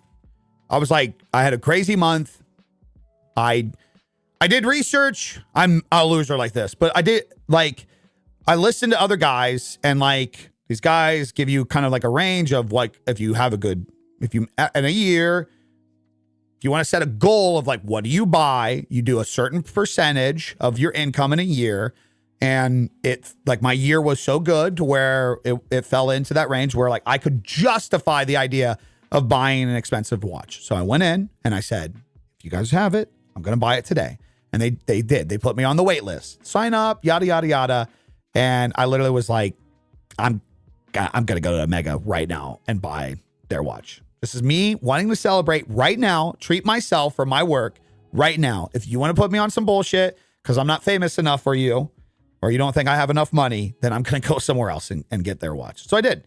And then I ended up buying another one because Omega was just so good to work with. Does it have the residual value? Like, will it gain value? No. Like the like this one, I spent like, what was it? 5 or 6 on it. It's probably only worth what? 3,500. So you lose money on it right away.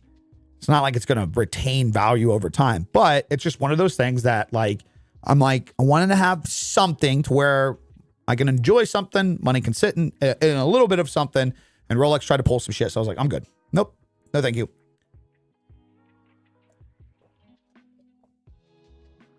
Yeah, I did. And of course, I like, my email was just nothing but like, coming soon advertisements. They actually never actually reached out to me and said, hey, this is actually in stock. I'm like, you fucking cocksuckers. You a cocksucker. So I obviously got off of their bullshit subscription service. Yeah. Yeah. Yeah, yeah, you can get some that will gain value, but like this isn't going to gain value.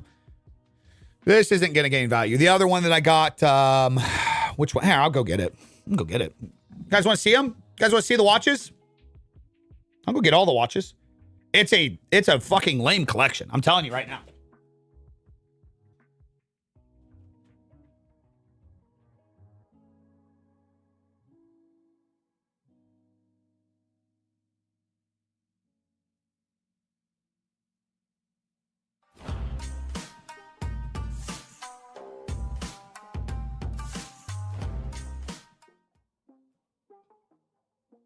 What did I miss? What was that? What did I just miss? What did I just miss?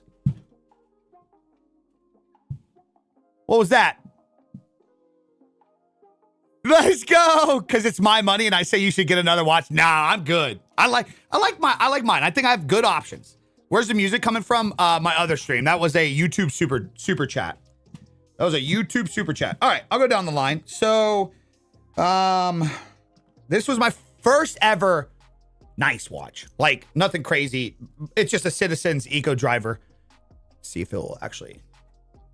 Just a Citizens Eco Driver.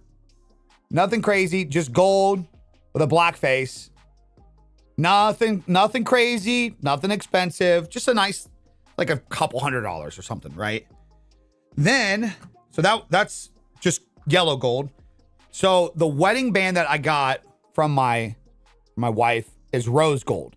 That's why I got a rose gold necklace for my brand. So then I found this, a rose gold Citizens. So kind of similar. Jesus Christ, my wrists are so fat. Kind of similar, nothing crazy. Yeah. Nothing crazy. But it's nice. I like it just matches the rose gold attire. And then we got the Belova. This is my favorite watch. I fucking love this watch. Again, it's not like anything fucking crazy. I wish you guys could see this. So, damn it. So the face, so it's a skeleton, right? Where you can see like the back mechanics and whatnot.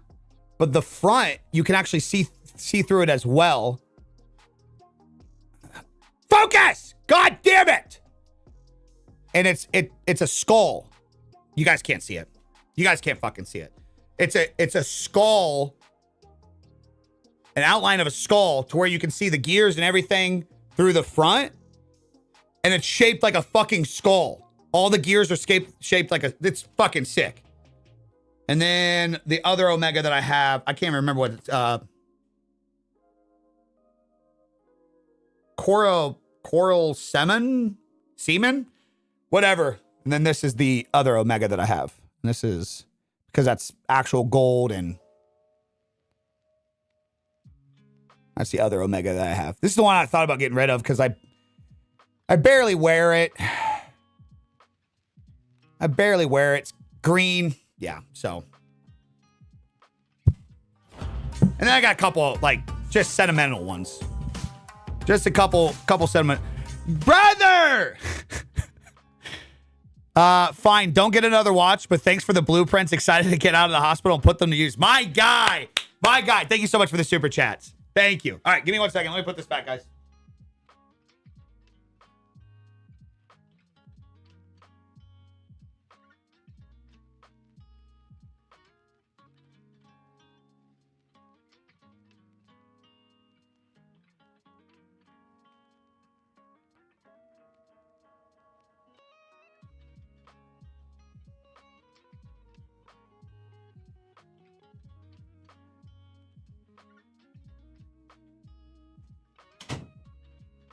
No, I love my watch. I love the watches.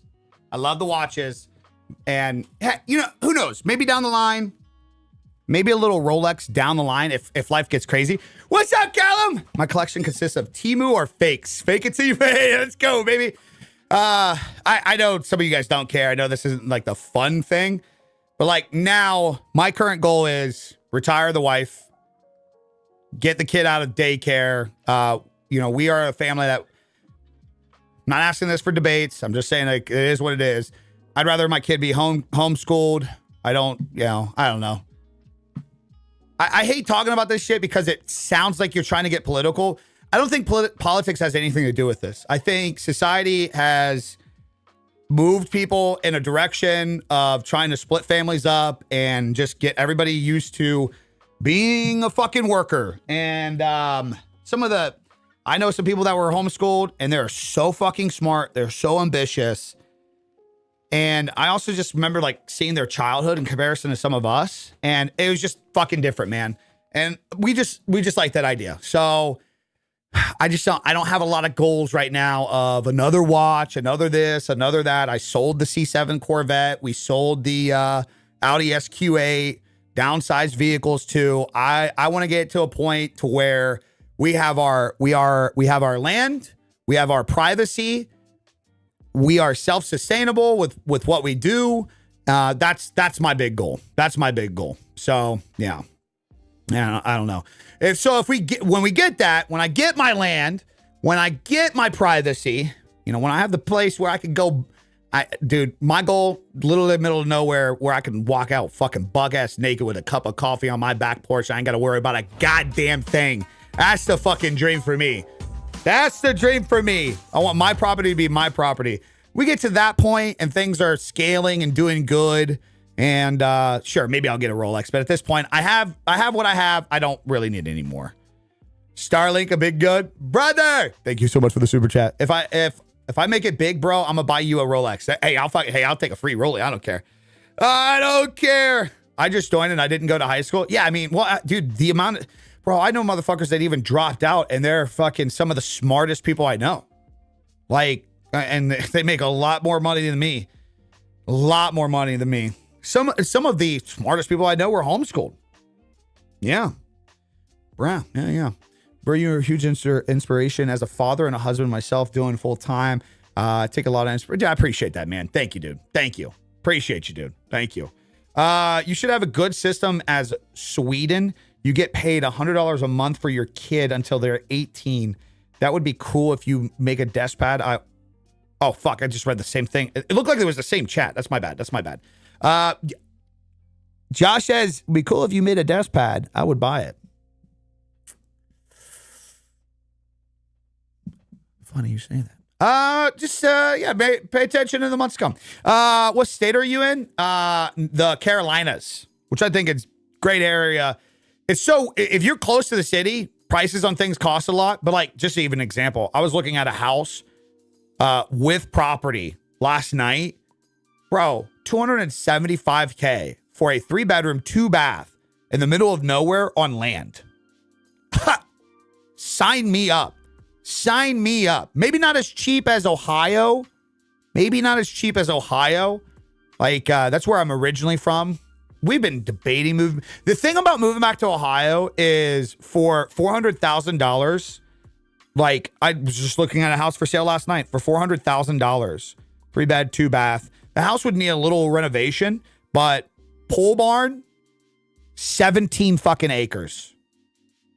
Yeah. Sign me up. Sign me up. Yeah.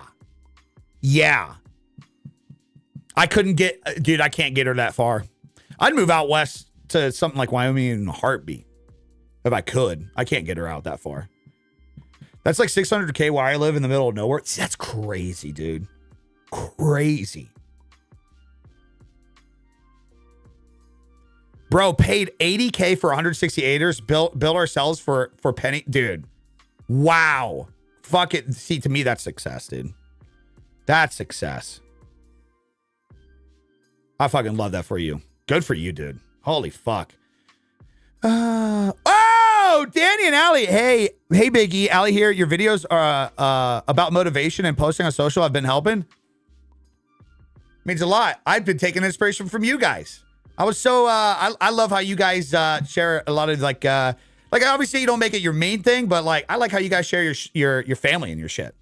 And I've been like, you know, kind of putting the walls down a little bit on that. The internet's just so weird, it's just full of people. But yeah, I take huge inspiration from like Roman Atwood, and I just seen how much they've like, you know, put themselves out there, and like you love seeing it. And I love how he talks about all the time where they like look back on old videos and they can see like the younger thems and stuff. And I was like, man, I need to put my guard down a little bit more and share a little bit more of that. I appreciate that. Thank you. Thank you. I love your guys' stuff. I'm super jealous of your husband's mustache. He's so handsome. Wow, crazy in New Jersey. Every house is 700,000 plus within 30 miles of New York. Oh my God. Well, I mean, that's how, if you go into Charlotte, yeah, it's absurd, dude. But that's the upside that we're on too. We got lucky. Anybody else in here get lucky on timing? So what's funny is when we moved down to North Carolina, it was polar opposite. So we came from Farmville, Ohio, to where land is just so much. It's worth so much there because of farming. And so when we first moved down here, we were like, oh my God, these house prices are so cheap compared to where we live. So cheap. And we put a deposit in our house 2 weeks before the pandemic. And then Charlotte blew up over the last 10 years. Blew up. So we were one of those people that got lucky on a low interest rate. And like we put $12,000 down on a house that now the upside is like $200,000. I mean, I don't even think we could have done that with Bitcoin. So it's like, that's also another tough thing talking about, houses and buying something else is, it's tough to justify getting out of this, man. Just moved 5 years ago. Oh my God.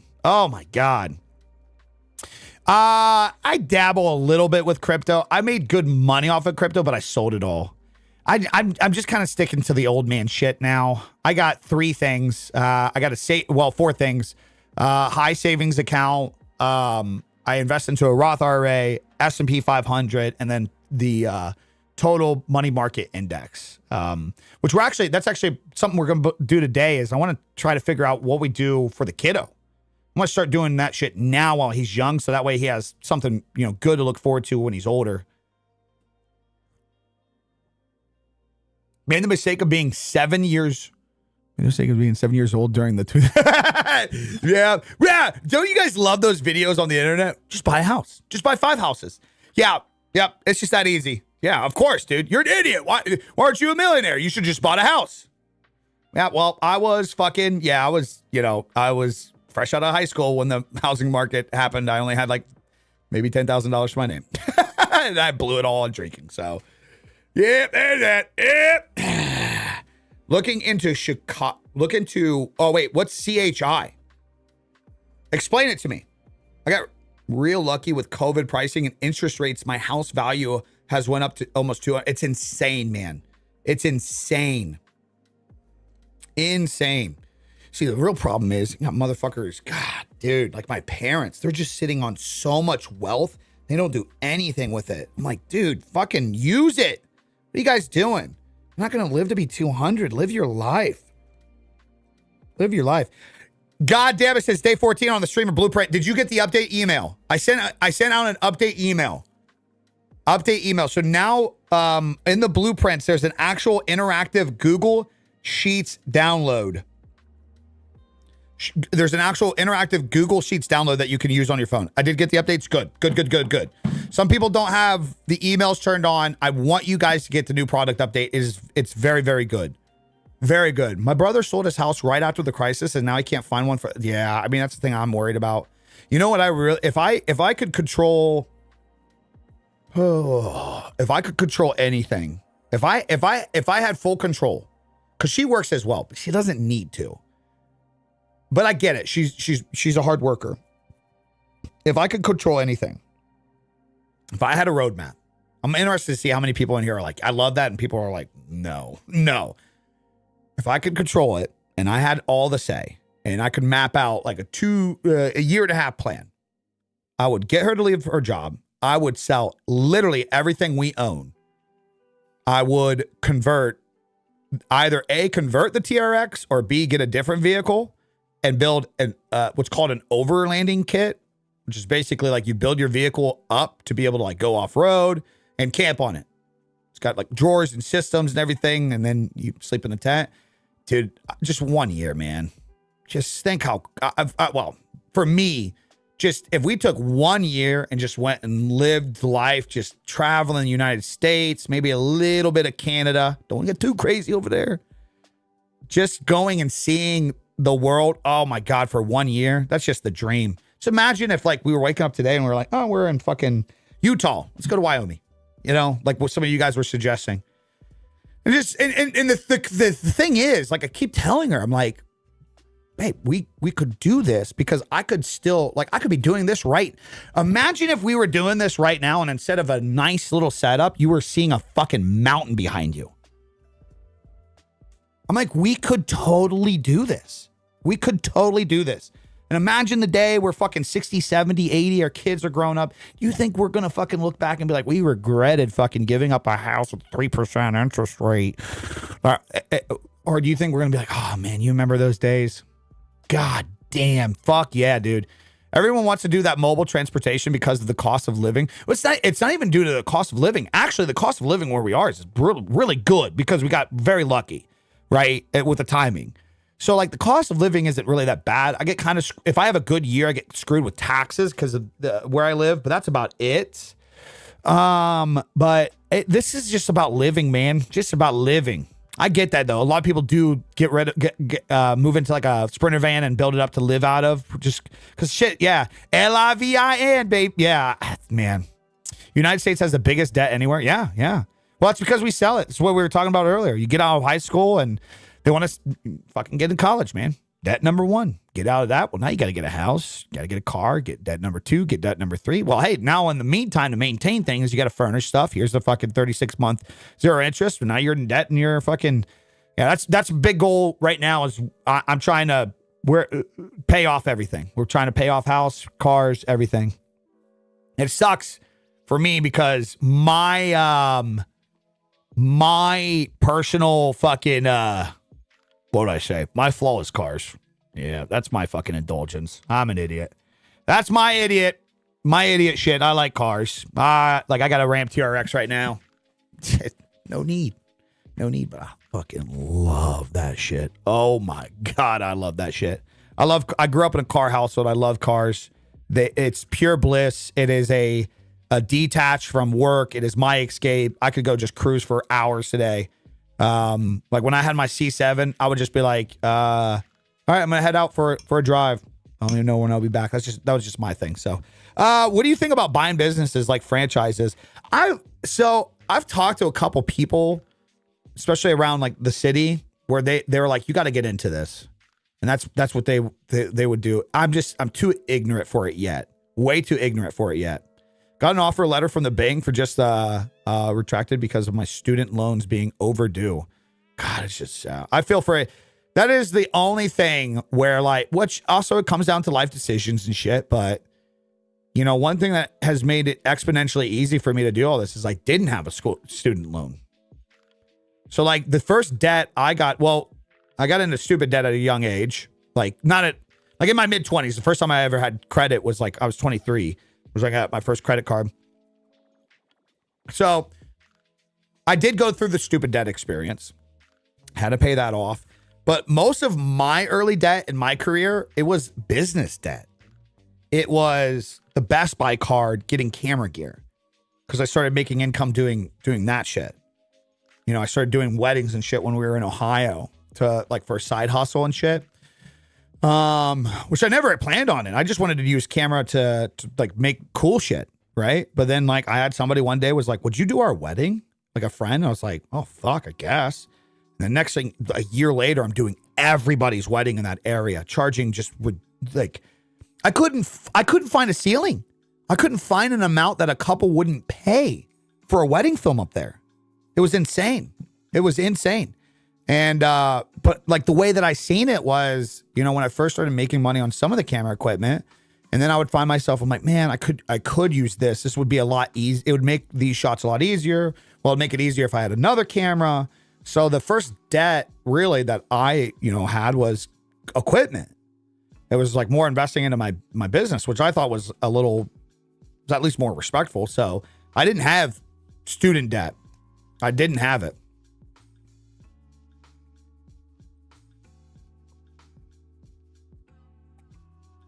That we endless buying and nobody to fix the problems? Well, yeah. That's because we have too many conversations about the theory of what we should be doing as a society to make living better, but nobody gives the advice that you're having these conversations on a fucking $1,200 iPhone that you can't afford. Nobody has those conversations in school. They don't ever tell you in school, like, hey, if you want to set yourself up the right way to not stress, you should not be spending more than 20% of your 20 to 25% of your income on a house. Like we just say, get the house. It's worth it. You got to have a house. But like, you guys realize how many people are house poor in America? It's insane. It's fucking crazy. People get a car payment and it exceeds 15% of their income. Like they don't know how to map that down. They don't know what they know to afford. That's the big problem. They don't know like the measurements in life of to say, okay, well, I'm making X amount. I want to get a car or I want to get a phone. It's not that it's like completely evil to do it. And some people just don't do it, but it's like they don't know at what point, what do you not exceed? And we never got taught this in school. Very sad. Do they do that in other countries? Anybody in here now from America, in other countries, do they teach you about finances and taxes? Or is that just a standard thing with all fucking curriculum and standards of living anymore, where they just basically teach you the dumb shit, but not teach you that like it's crazy the amount of people that don't understand financial illiteracy is rampant. Yeah, like people think taxes are this big crazy thing that you can't take advantage of, that only mega corporations and billionaires can take advantage of things. No, everybody could. Everybody can. When I left my job and I was only making $25,000, $30,000 a year doing graphic design, I could take advantage of the same loopholes and shit in taxes anybody else can. In Sweden, we kind of teach it, but not all. But even still, we never got taught any of that shit, brother. None of it. Or ma'am. We never got taught any of that shit. Nothing. None of it. Key is start putting away early and let compound interest do its work. Yeah, well, and the other key and caveat with that, John, is people's perception of early is crazy. Like, I didn't start till I was in my early 30s saving and investing. And people will be like, oh, you're too late. No, you're not. You got people that are 35, 40. It's not too late. You can start now and still have a pretty good, you can still manage to get shit moving for you in the future. Like it's insane. And everybody has like anybody in here that saves up money can access a money market account, which is just a savings account, but it's a higher savings account for having more savings to where because you have more money and you let it sit in the bank, they're like, here's free money for you sitting your money in our bank. So like, for example, US Bank, if you open up a money market account, you got $50,000, just cash, you put it in there and you sit, you can get 4.35% return. That's like, I can't, thousands of dollars a year. You just make off of your money sitting there. Right? I'm saying I started for my son at 5. Jesus Christ, man. When I was in high school, I had an optional class called Living on Your Own. And they taught me stuff like rent mortgages and car payments, how to write checks. Dude, we never had that shit where I was from. Wow. Really? Dude, that's fucking dope, man. That's dope. Do they have any classes to show how to fucking become a streamer? Come on, man. I mean, that's what we really do. Aren't they actually doing that in schools and shit anymore? Sorry, I keep getting off fucking topic. What's good, gang? What's good? How we doing today? I kind of like these sessions where they're a little bit more free flowing. Like we didn't have a set topic to go over today. We were just kind of letting fucking chat do the things. Yeah, here in Utah County, and it's pretty bad, but not as bad as Salt Lake. Man, Utah is beautiful. I had business math in high school in 1989, brother. That was the year before I was born. That was the year before I was born. What's your dream car? $1 million question right there. I really want an R8. I really want an R8. I like Audi R8s. I almost got one last year, but then I got a C7, man, and I love that thing. I got a Z06 3LZ performance package, C7, and I love that thing. But honestly, too, though, I miss my fucking Hellcat. I really, really do. I really do. That was my original dream car. And it was just, you know, I grew up in a Mopar family, and that was just like, I was like, I'm going to buy a Hellcat someday. And I did a few years ago, and I got it. I had a Hellcat in a truck, and then we got pregnant with the kid, and I was like, I can't have 2 car payments. So then I took both of them, and I got a TRX, which I love, but I miss that Hellcat, and yeah, I miss that Hellcat. What on earth do you do for income to afford Audi or cars like that? This right here. This is the biggest lie that people tell you in the online world, is that you need to have a shit ton of followers to make good money. No, you need to be ambitious. You need to be ambitious, and you need to monetize everything, and you need to structure yourself in a way to not leave anything on the table.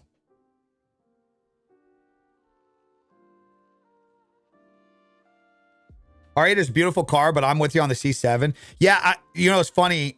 I went to Ohio, and I was talking with this. It's ironic. The guy used to own the company that I worked for, and he has a ZR1. He has a C6 ZR1. We were talking about cars, and my father-in-law was like, "Yeah, actually, they just got a fucking Audi SQ8," and he's like, "Oh yeah, is that the twin turbo?" I'm like, "Yeah, dude, it fucks. It's the fucking it's the Urus motor. It's just detuned. Same motor, same fucking chassis, same everything. Just fucking $200 or $150,000 cheaper and a little less fast." And he's like, "Oh man, I really want an R8." I was like, "I almost got one." I actually I even had I was doing the bank shit and everything. And for a 2017 R8. It wasn't a plus though. And he's like, "Why didn't you get it? Why didn't you get it?" I was like, "A C7 popped up." It's like, "You got a C7 over an R8?" I was like, "Yeah." And he's like, "Why?" I was like, "Because there's not a fucking supercar on the road under $750,000 that is touching my $75,000 C7. And the guy looks at me and goes, "Oh, I don't care about speed. I care about being loud." I'm like, "Yeah, this is why you have a ZR1 and it's only got 1,200 miles on it. This is why you have a ZR1 and it's only got 1,200 fucking miles on it." And it's like, some of us are just different, man. I grew up watching my dad rebuild cars. We went to NASCAR races. Yes, I love the luxury and things.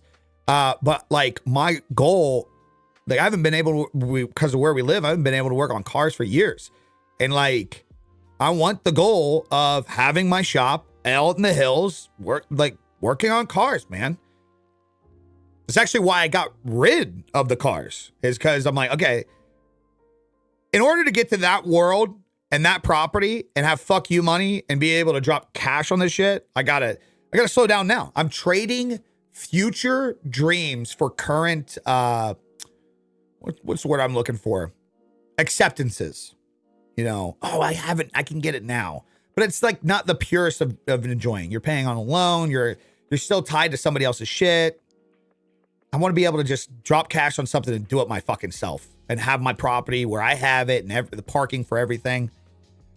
So that's just me. How monetize all platforms? Well, you grow a following on the platform. You get into the monetization programs and you utilize it. 1,000 true fans.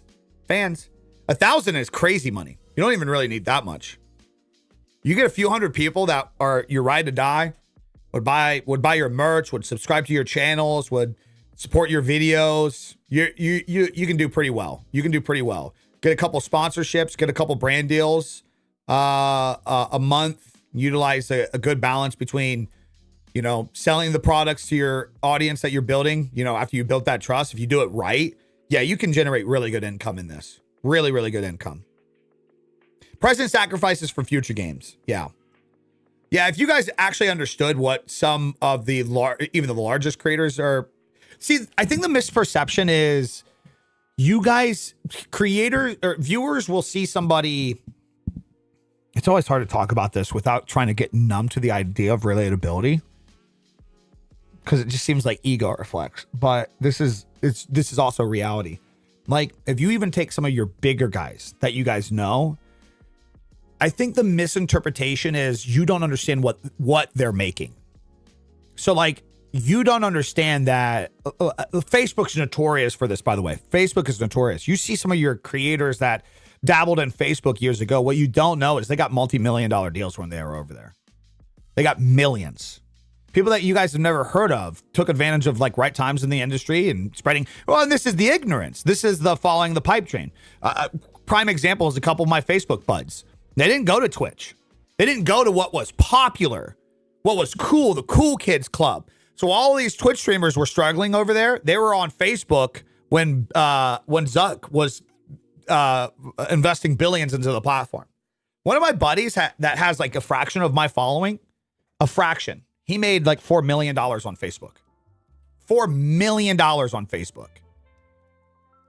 4 mil is what he made. And it's the ignorance fact. Of course, those guys didn't give a shit that like Twitch was like the cool place and all these Twitch streamers were like shitting and ragging on Facebook people, because those guys were getting the bag. They were getting the fucking bag. Some of the like some creators where you guys are like, that person fell off. Like these guys that maybe like peak Warzone, they were getting like 10,000 views and they were getting X amount of subs. You guys have no idea how much fucking money they make and how much money they still make. On off months, on like an average YouTube channel for some of these guys, you're talking like $10,000, $15,000 of revenue on the YouTube channel from just like passive videos and shit. If you do it right. If you have a following and you do it right, you stay active and you build a system, you build a routine, promote everywhere. And it's like we were talking about earlier. These are guys, like all creators that do well, they take advantage of everything. They're monetized on this. They're monetized on that. The same places where some people are like, stupid, because it's not as cool to you. It's not as cool. While we criticized X earlier, there's a reason I still go there. X is still a free few $100s a month just for fucking tweeting. Like you're like people that, oh, you pay for fucking Twitter verified. Oh, you pay for Twitter blue. Oh, yeah, it makes me paying that X amount a month makes me money. Literally just fucking produces money into my bank account. Oh, you're using an Amazon affiliates link for the product you're promoting? Yeah, because since the day that I signed up, it's been a guaranteed anywhere from $150 to $750 a month in my bank account. Yes, I absolutely did. I absolutely fucking did. Twitch is better than Facebook? Ugh, no, not even in the least bit. Facebook is way better. Way better. I mean, what would Twitch... I'm trying to think of anything that Twitch would actually be better than Facebook. Probably user interface, probably the ease of using it. In the streaming aspect, it's probably it's way easier to use. It's easier to use. I could give you that. But like, in what other aspect? Distribution? Facebook is way better. There's way more people on Facebook. Monetization? Facebook is way better than Twitch. Way better. I just explained a second ago where I had a reel. One reel has like a 260,000 views on Facebook right now, and that one reel this last week, one reel has made me $40. One, you're not generating money off of views on Twitch like that. You're just not. Streaming on Facebook is good. It's good if you build an audience for it. What's the best two platforms to stream on and grow faster? Valentine, I can answer that, but the whole entire time, I think you are so focused on trying to rush the process. I don't think anything I say will matter for you. You don't get it. With all due respect, because your questions are always, wait, money? How do I make the money? Wait, how do you grow faster? What? Give me the one to grow faster. I'll go there. But like I can tell you, YouTube and TikTok are probably the better ways to grow faster. But if you're trying to just use them on the idea that if you just show up, people will just want to watch you, you're not going to grow faster. They are the better places to use to where if you take what you do and you do it correctly, then you can grow faster. The tools only work like, okay, here's a great example. If you have a screw that's Phillips head, what's the best tool to use for that screw? A Phillips head screwdriver. It's the tool to use for the screw. If you have nothing that even has a screwdriver doesn't fucking work, does it? You're just left with the screwdriver. That's it. You have the tool with nothing. Nothing. If you have a certain, you have a car, right? You're going to need a socket set, most likely, right? So you buy the tool, you use the tool, get that tool for the car. If you don't have a car, you're just left with the socket set. Nothing to use it on. You can use any of these tools any day of the week, but if you have nothing to use the tool to build or work or construct on anything, you're just left with the tool. And that's all these platforms are. They're just a fucking tool. They are a tool for distribution, monetization, connecting with the community, building a brand, distributing a product. But if you have none of that shit, no goal of it, nothing, it doesn't matter. You're just left with a fucking tool. And too many people look at the tool and they're like, this screwdriver, make me money. No. The whole point of having that tool is because you're building shit to where you're going to need to use a screwdriver on that object to where that's what you're actually going to distribute and sell. You're going to sell furniture. You're going to put these parts together. You're going to fucking repair shit. You're going to break down shit and part it out online. The tool helps you make that connection. That's it. I do not sound like Tim Dillon. What the fuck is this a meme today? The only Twitch has over any other platform is the UI and API. Don't know how much I can say publicly, but I will say this. No one I know at SE enjoys YouTube and Kick's API. Yeah, but half of those things are like just stupid. You're talking about fluff. You don't need stream integration of shit to be a successful creator. That's the shit that like Twitch did a really good job at like making people believe. If you don't have fucking community points, you're fucked. Your stream can't do well. Okay, so essentially what you're saying, I know I do. So essentially what you're saying in that aspect, if a stream completely relies on the fluffy things, the API connection, yada, yada, yada, the thing, which by the way, we haven't had any of that on TikTok today. Everybody on TikTok, when a animation or something goes through on YouTube, TikTok's like, what's that noise? What's that noise? They don't even see it. So it's like not even something that keeps them engaged, right? These are just reactions for the content and being there. But essentially, like community points is the biggest one that I've never understood throughout the years. Like Twitch streamers will be like, I can't move to YouTube because I don't have channel points. I can't move to Kick because I don't have channel points. I can't do anything because I don't have channel points. So essentially what you're saying is you're so fucking boring that you have to have something going on in your chat or people won't stay. That's essentially what you're saying. There's nothing about you that excites people. There's nothing about you that gets people to want to stay and interact and watch. You're essentially saying your audience is so stupid that they need a dangly little carrot to chase in the chat all day. That's what you're saying when you stress about that.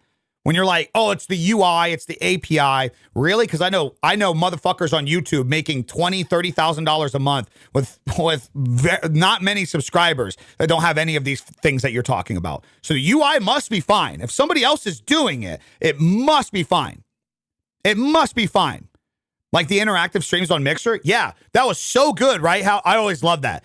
That was so good, man. Mixer did it right. Really? Where the fuck are they? Where's Mixer, guys? The tool was great. These were super important tools. It was perfect. We need that. Where are they? Oh, they don't exist. Well, they don't exist because of greed. No, they don't exist because it wasn't a profitable business model. So the first point where anything went to shit, the company was like, well, we're not going to deal with it. There's not even a long-term projective in this. So just get rid of it. I personally don't, by the way. I have stuff with channel points, of course, but only a bonus. Right. That's what I'm saying. Like, I don't give a fuck. When you say it was the. But I will say, no one I know at SE enjoys YouTube and Kick. Who gives a fuck? SE is in business because of creators. They're not in business because of platforms.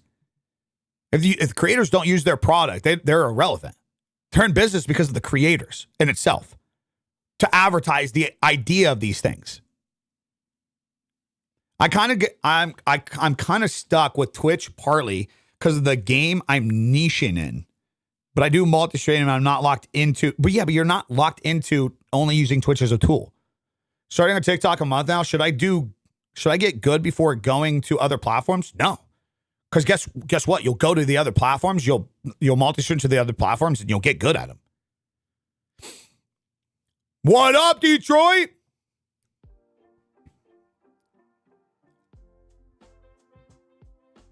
It really is just simply a bummer we don't have channel points because the tools are fun. Shouldn't be the reason to sleep on the biggest tool, YouTube. Right.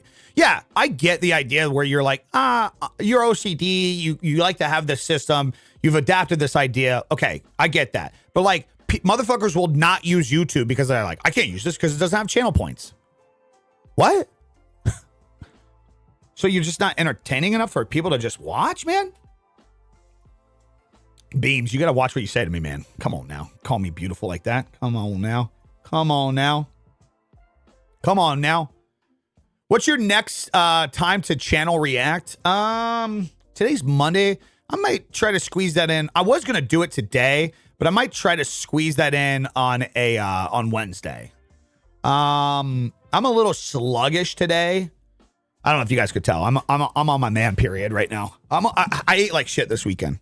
So like all that glucose rush, like that pizza and fucking, I had pizza this weekend and then I had cupcakes shit, like these I can't remember what they're called. Cake, pretty much cake, cupcake shit. So I'm just, oh man, when you're eating clean, like last couple weeks I'm clean, and then you have some shitty food. Oh my God, dude, the next day I just feel like shit, man. You just feel like trash, dude. Ugh. Would been worth it? Yeah, I love this thing, man. I love this thing.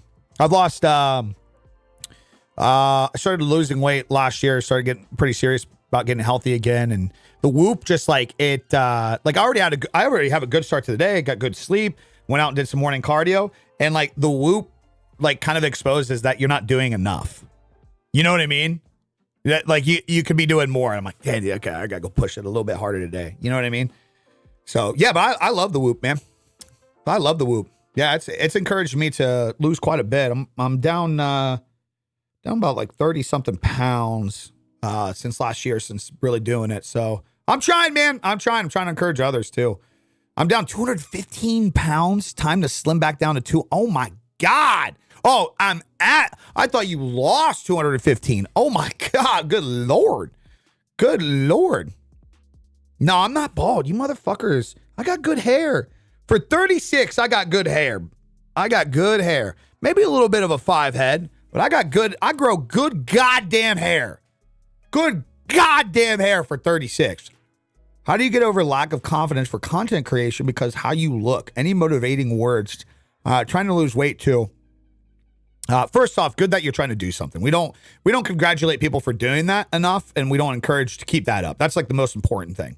Keep doing that. Keep treating your body like it's the only thing that you can't change for your entire life, because it is. Second off, again, I know it always gets morbid when I say this, but you guys were going to hear me say it time and time again, man. Time and time again. You want to know the best way to get over the lack of confidence for content? I could say, well, other people do it. What you really need to do is when you start getting in your head, you need to remember that you're going to die someday.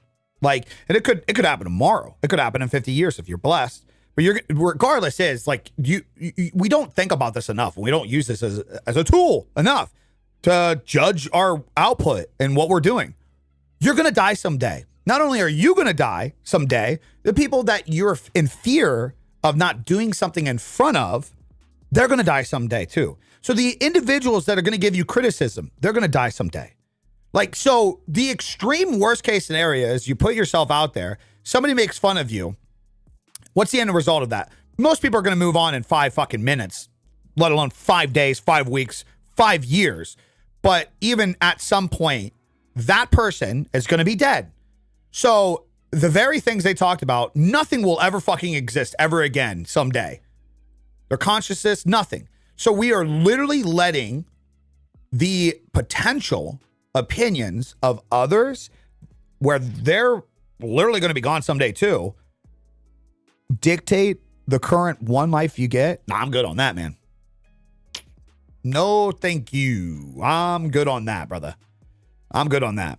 Would have never guessed 36, maybe 32. Are you fucking hitting on me right now, big dog? Watch it. Make sure you're changing your image for you and not your audience. That's very true. That's very true. Yeah. Yeah. Very, very true. Man, thank you guys so much for the gifts and shit over there. The burnt peanut guy. God, fuck, man. Am I going to have to live with that forever, guys? 36, we part of the Unk Club or what? Dude, you know what's funny? Is like, I think I'm hitting peak years, man.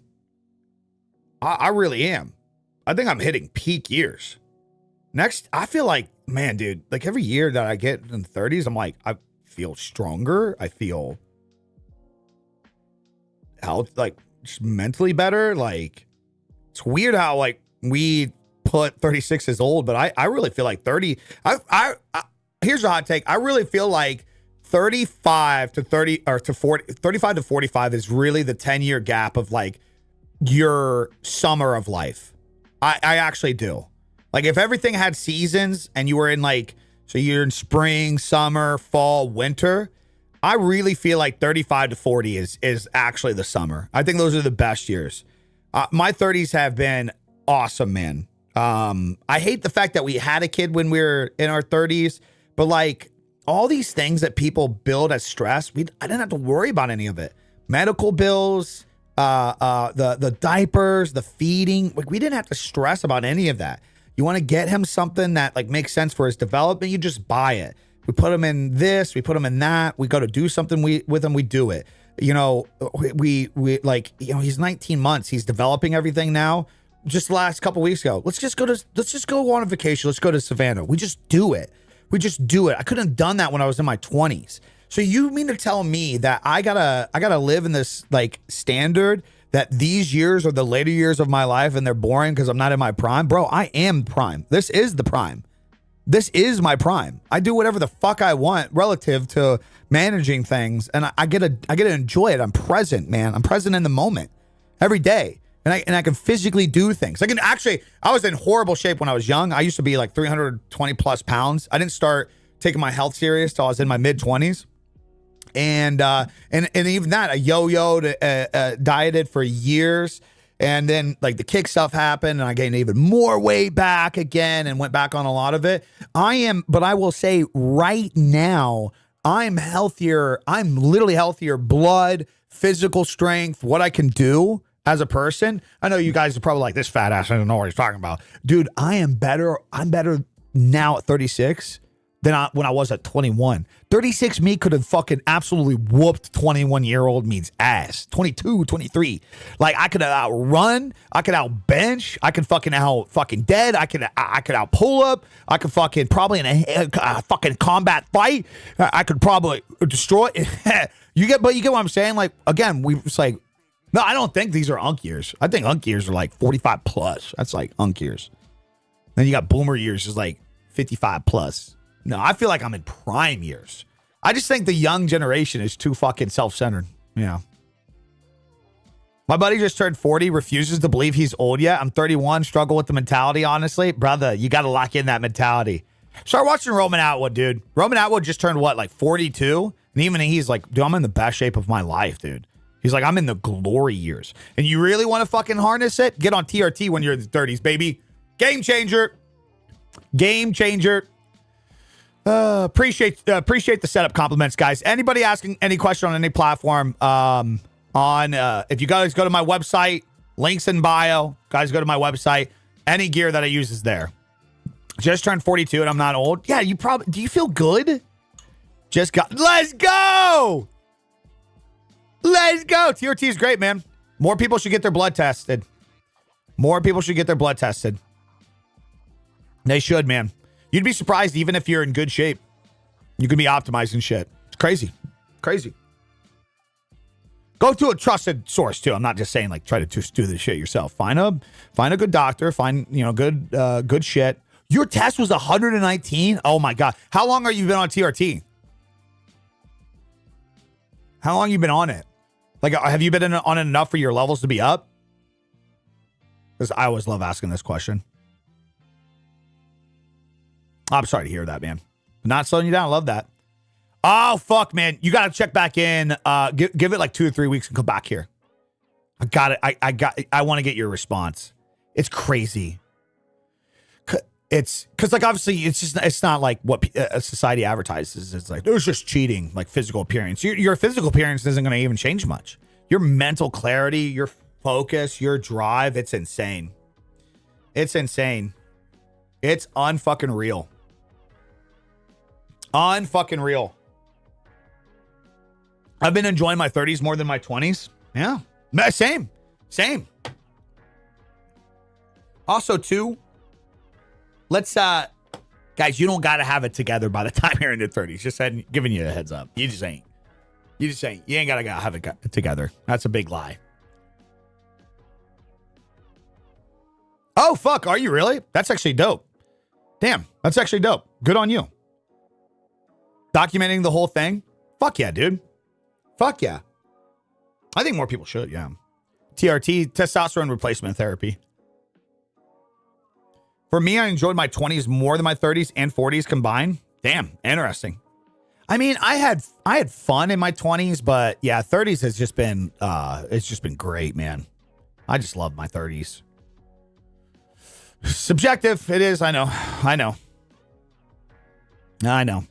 I'm actually supplement due to a medical condition causing extreme low T. It's night and day difference. Yeah, it's unfucking real. It's unreal. And if you start getting on the TRT and you start eating the way that even if you don't do TRT and you start eating ways to where you can naturally regulate things and help with things, and then you combine both of those, oh my God, dude. Oh my God. Like, I'm just sorry. You will naturally feel better if every day, instead of eating processed garbage. I mean, I'm a prime example. This is why I couldn't do creative reviews. I'm so mentally brain fogged and all over the place today. And it's because I ate like shit this weekend. And the thing is, people live like that every day. What's up, buddy? Let's go. He was banging on the door. Let's go. How was your nap? He napped for like 45 minutes. So like 15 minutes after you went upstairs, he woke up. How was your nap? You see your sticker?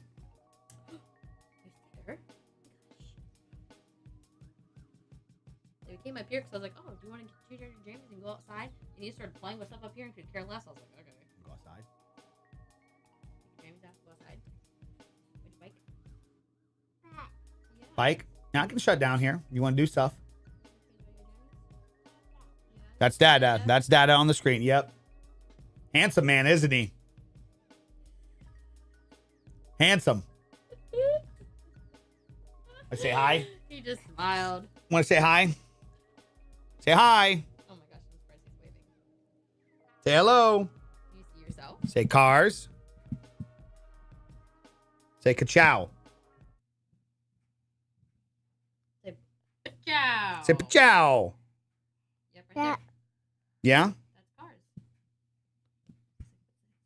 It's a microphone. Yeah. Say, Yep. Say ciao. God, I can't wait till I can get him to say 5 gifted. Oh, jeez. He can say 5. Can you say 5 gifted? Say 5? Any gifters? I said no. No, don't give daddy money. Don't give daddy money. Dada. Yep, that's Dada. Yes, sir. So yeah, I can shut down. We can do some stuff.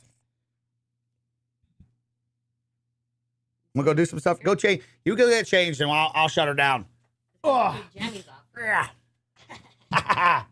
I'll see you in a second. All right, gang. Well, that's my cue.